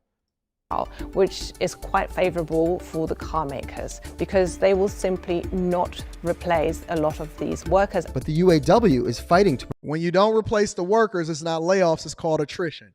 That means as people leave, you can just start moving people around and continue to innovate. That way you don't have to add jobs for the ones that was replaced. Prevent just that, the closure of factories through a process of attrition. It is not necessarily a foregone conclusion that the U.S. will be able to make this transition without some real casualties along the way. The competition is and guess who's going to be the casualty? Sean Fain's workforce. The people that are on the front lines are going to be the ones that get slaughtered first. The people on the front, let me tell you something. I got to save my thoughts. Let me save my thoughts. China is the biggest player in EVs, dominating not only batteries, but the supply chain of raw materials as well. Chinese manufacturer BYD may overtake Tesla as the world's biggest electric vehicle maker. But due to tariffs the US slaps on Chinese cars, the big threat to the American auto industry's status quo is non-union battery factories, like the one Tesla and Panasonic operate in Nevada. Look at that factory. Look at that factory. Ain't no houses around. Ain't nothing but sunlight, sand, and then they starting to install the solar panels at the top of that factory. That's what you're going to be replaced with. All white factory, solar panels on the top. They ain't got to worry about nothing and nobody. All the machines are just going to run that mug and it's going to be popping. With their own battery plants just starting to open, GM, Ford, and Stellantis fear that they'll operate at a serious cost disadvantage if only their plants are unionized. And they will. And you're going to see Biden out there saying, give them a livable fair wage. Meanwhile, Biden is over here in bed. Listen. Let me tell you what the difference is. Biden is over here having a good old conversation and funding the infrastructure and giving Elon Musk, having conversations with him about opening up his charging network, passing an infrastructure bill, and then possibly is going to give him hundreds of millions of dollars to continue to build out, maybe even billions of dollars to build out the infrastructure while he's sitting here finessing y'all for votes and acting like he's on the picket lines. And you got people in the UAW really believing that this guy is in their best interest while he's building. He literally passed the infrastructure bill that you guys voted him in for. He showed y'all it. And then he's in bed with the very people that he's going to help replace your jobs with. But then he's standing on the lines talking about how he needs to advocate for a higher wage for the people. Can y'all not see the play? Good God almighty. I cannot believe that y'all getting finessed like this.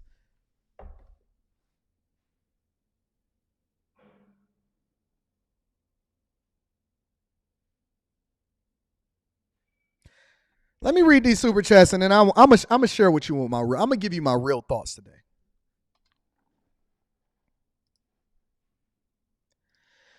Brittany B says, Anton's line of the day, she said she was gonna grow her hair out. Facts.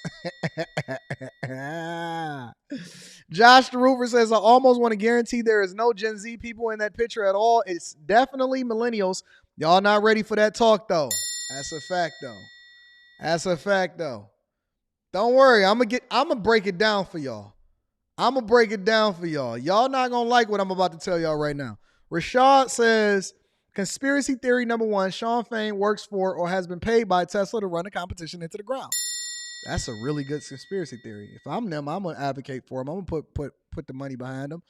Patty Jackson says mail carriers also want to strike, but unfortunately they have no strike clause in the contract that's been around for 40 years. And the USPS, United States Postal Service, ain't never been profitable. They all making money off of y'all. Blake Brown in the building says, hey, Anton, I was a gentleman that you met at 12 Oaks. Shout out to Blake Brown in the building. Blake says, I was the gentleman at 12 Oaks that you met on Saturday while you was recording. Sorry for bothering you. It was great meeting. Man, you ain't bothering me. You ain't bothering me. I'm out in the streets. I kick it with people. You see me out here. Y'all see what my energy is. It's 10 times more than what y'all see me online. Blake, I appreciate you for even saying something. I tell y'all all the time, when y'all see me in the street, say, what up, though? I love y'all, man. I love kicking it with y'all. I love running into y'all. I'm out and about every single day. And shout out to Blake. Blake says, I met you. You ain't never got to apologize for hollering at me, big dog. I love running into the people. I love kicking it with y'all. And I appreciate y'all for even showing up and supporting me in the first place. Shout out to Blake out there at 12 Oaks, was kicking it with your boy over the weekend. I appreciate you, big dog. Chris James says, I don't see Elon asking for funding. He looks at them like a client. The words may be bigger, may trigger people to think it's free money. Elon is the corner store clerk, and the U.S. is asking for a pack of coal. And they gonna get it. And they gonna get it. Facts, though. Rashad says, conspiracy theory number 2, the migrants are being let in to replace all the people who were arrested for the PPP loans. Okay, all right. Cognac TV says, so people need to start focusing on actual skill sets. So happy I realized this early. Shout out to Cognac TV. You looking a little pretty over there too. I'm currently working in my degree field, which is finance, pursuing to be a CFA. Hopes that helps me. It will. And you very, very smart as a result of it. Very smart.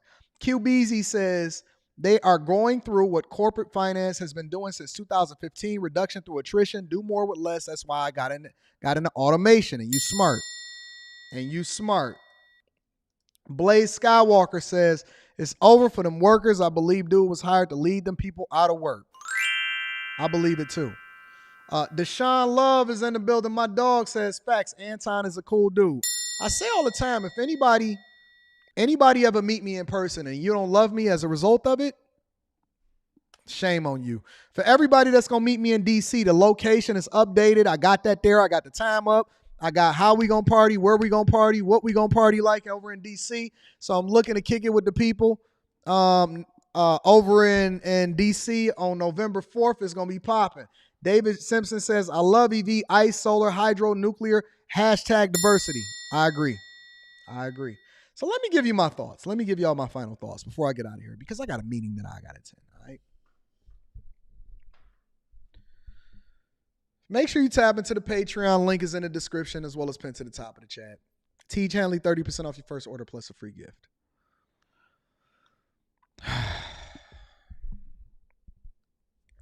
I watch things from a distance, and I take everything in consideration before I start to have a conversation with you guys.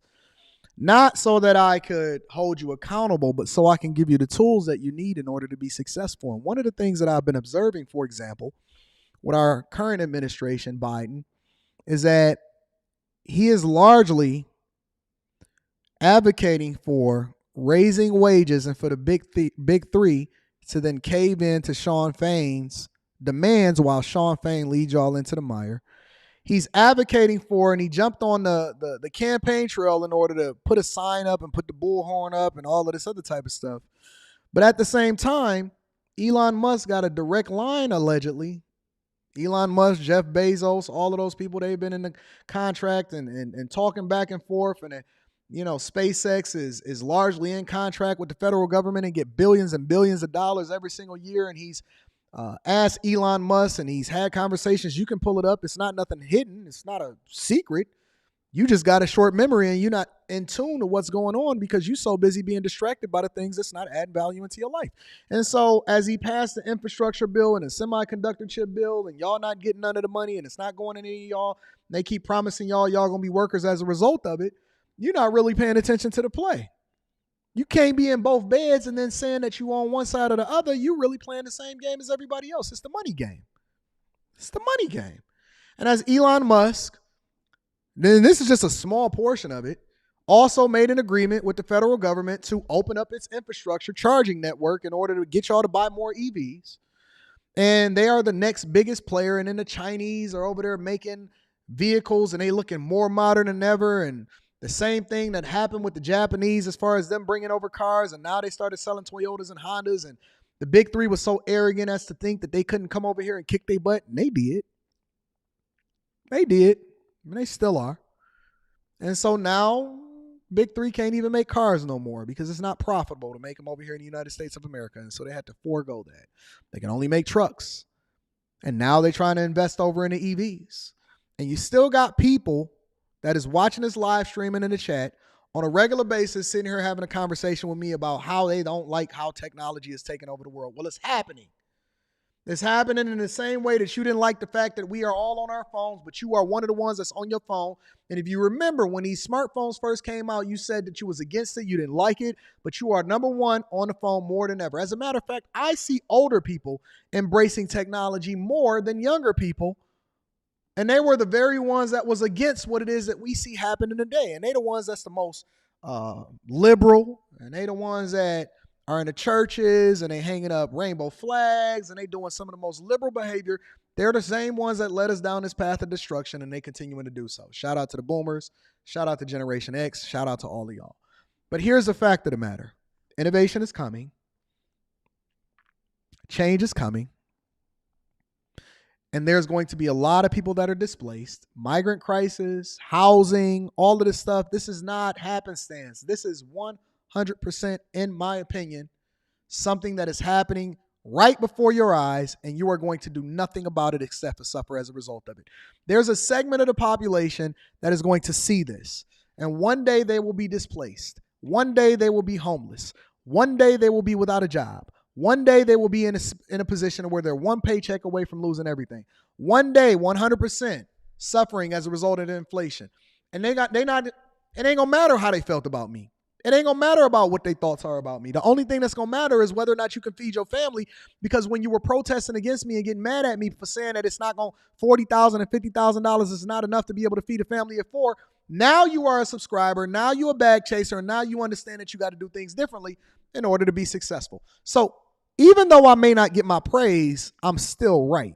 And here's the facts. Change is going to displace a lot of people. It is what it is. You can fight it. You can get mad at it. You can advocate against it. You can get your picket signs, and you can go out there and strike all you want to. If you're not making an adjustment to get a skill, if you're not making an adjustment to lower your lifestyle, buy assets, put yourself in the protected upper class, the rich people that are then not going to really be affected by what is going on at the bottom, because it is a race to the bottom and a larger gap between the haves and the have-nots. If you are not a part of the Patreon, if you are not going in the direction that we going in, if you don't even got to be in my Patreon, if you're not getting mentorship from somebody, if you're not getting a skill set that's then going to put you in a position to not be interdependent on an automaker in order for you to have a livable wage and to feed your family, if your kids are going to be even more in debt after they get done finessing you with the student loan crisis and all of this other type of stuff, if your daughter and your son is going to grow up to take out student loans for a basket weaving degree, even though you've seen what happened to the people that came before them, if you are going to suffer as a result of being interdependent on a company that can take your job away tomorrow and you are not protected, if you cannot do the things that's in the best interest of the people that you're supposed to be covering, whether you are a woman or a man, if you then become interdependent on a company in order to feed yourself, you are doing yourself a disservice, because now is not the time to be playing no games. You have to make the adjustment. You have to move in a different direction. You have to be a little bit more proactive in developing a skill set, developing a mindset, because a skill set alone cannot save you. You cannot save your way to wealth. You cannot invest in yourself outside of getting a better skill set that then allows for you to do the things that you can get all of the tools in the world. I know a lot of people that have all of the gardening tools. They go to Home Depot, they get the lawnmower, they get the plow, they get the hoe, they get the water hose, they get all of the flowers, and they can't plant a plant to save their life. That plant is going to be dead tomorrow. They have no understanding of how it is that they're supposed to move, how to maintain it, how to understand how money works, how to be successful, how to be great in your relationships, how to maintain wealth. None of that. It's all encompassing. You can make as much money as you want to and you still be one paycheck away from losing everything. Majority of the people that make six figures, are one paycheck away from losing everything. It's a fact. Look it up. When you get done feeling a certain type of way, I see I got 9 dislikes. I'm with that. I'm cool. I ain't tripping about it. You still gonna get this work. It still don't make nothing that I'm saying any less true. It's still, when you get off this live stream, I'm gonna be getting off this live stream in a couple minutes. When I get off this live stream, guess what? I'm no longer gonna be on your screen. You'll be left to drown in your own sorrows and to suffer as a result of what I'm predicting for your life to be right now. You can't wish it. You can't pray it. You can't go and play the lottery and save yourself as a result of it. You're going to have to go through it in order to get to it. That's a fact. Develop a skill set. And it's going to be gnashing of the teeth. It's going to be suffering. It's going to be more homelessness. It's going to be van life. It's going to be people getting kicked out of their homes. It's going to be inflation. It's going to be some job losses and some layoffs. That's just life. It's suffering. It's up and down. It's cyclical. Property values go up and then they go down. And then it's booming and it's bust. And 88, 2000, 2008, 2016, 2021.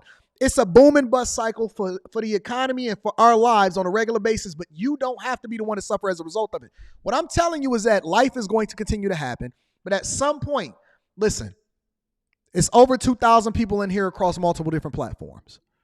You don't have to be the one that suffer as a result of it. I can't save everybody. Everybody not going to hear the message. Everybody is not going to make the adjustment. Everybody is not going to do what's in their best interest. It's people that's watching this right now that is not going to do the thing that's in their best interest. They're going to continue to mess around until they can't mess no more. I'm not trying to save everybody. It's 9 billion people on this earth.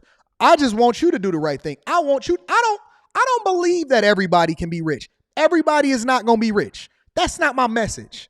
My message is not for everybody to be successful and everybody to be rich. I don't care for everybody.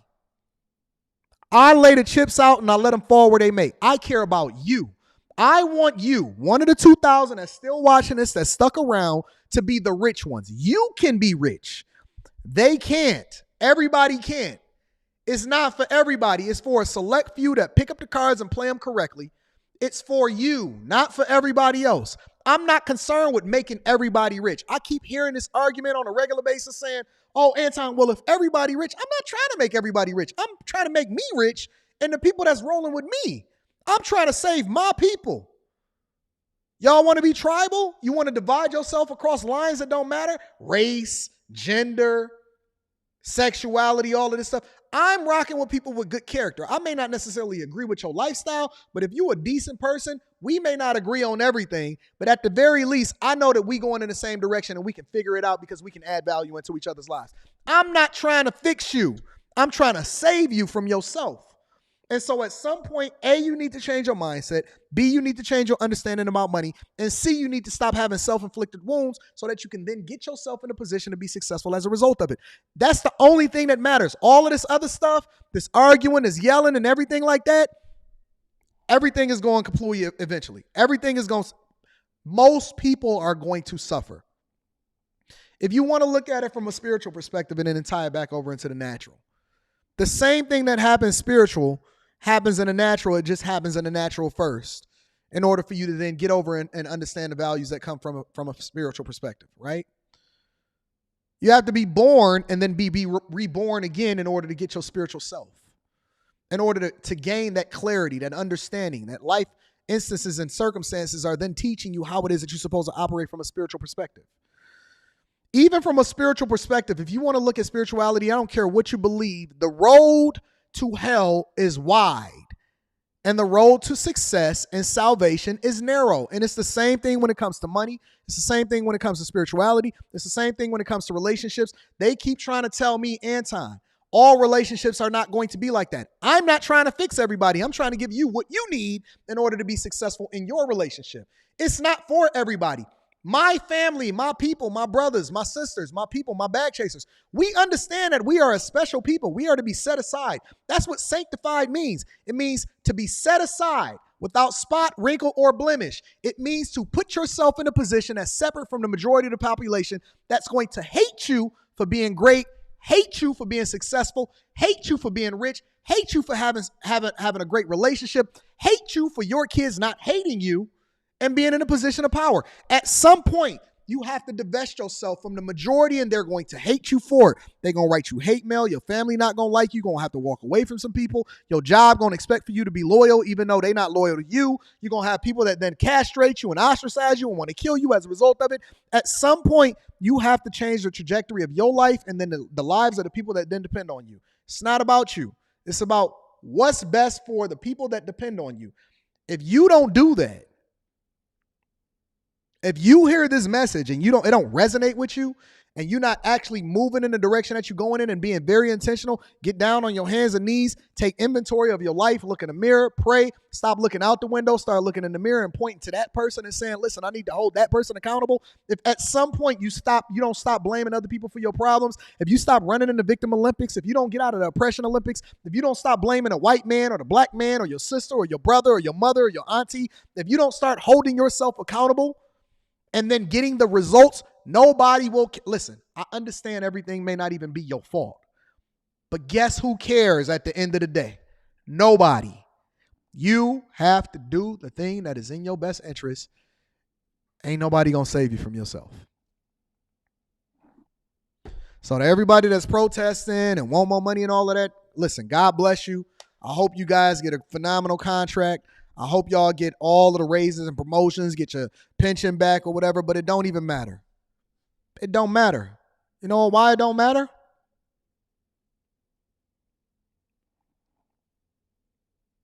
Everything is changing. And if you don't leverage this situation in order to get a skill set, go to your HR office and try to find out what your tuition assistance program is. Right? Leverage that skill set in order to make more money and make the sacrifices to then invest in your future and get assets. And listen, don't just buy stuff based off of what they tell you on the internet. Educate yourself to be unique in that specific space that allows for you to be successful and make yourself useful to the general public. When you add value, when you create a product, you are then rewarded as a result of it. Let me get off my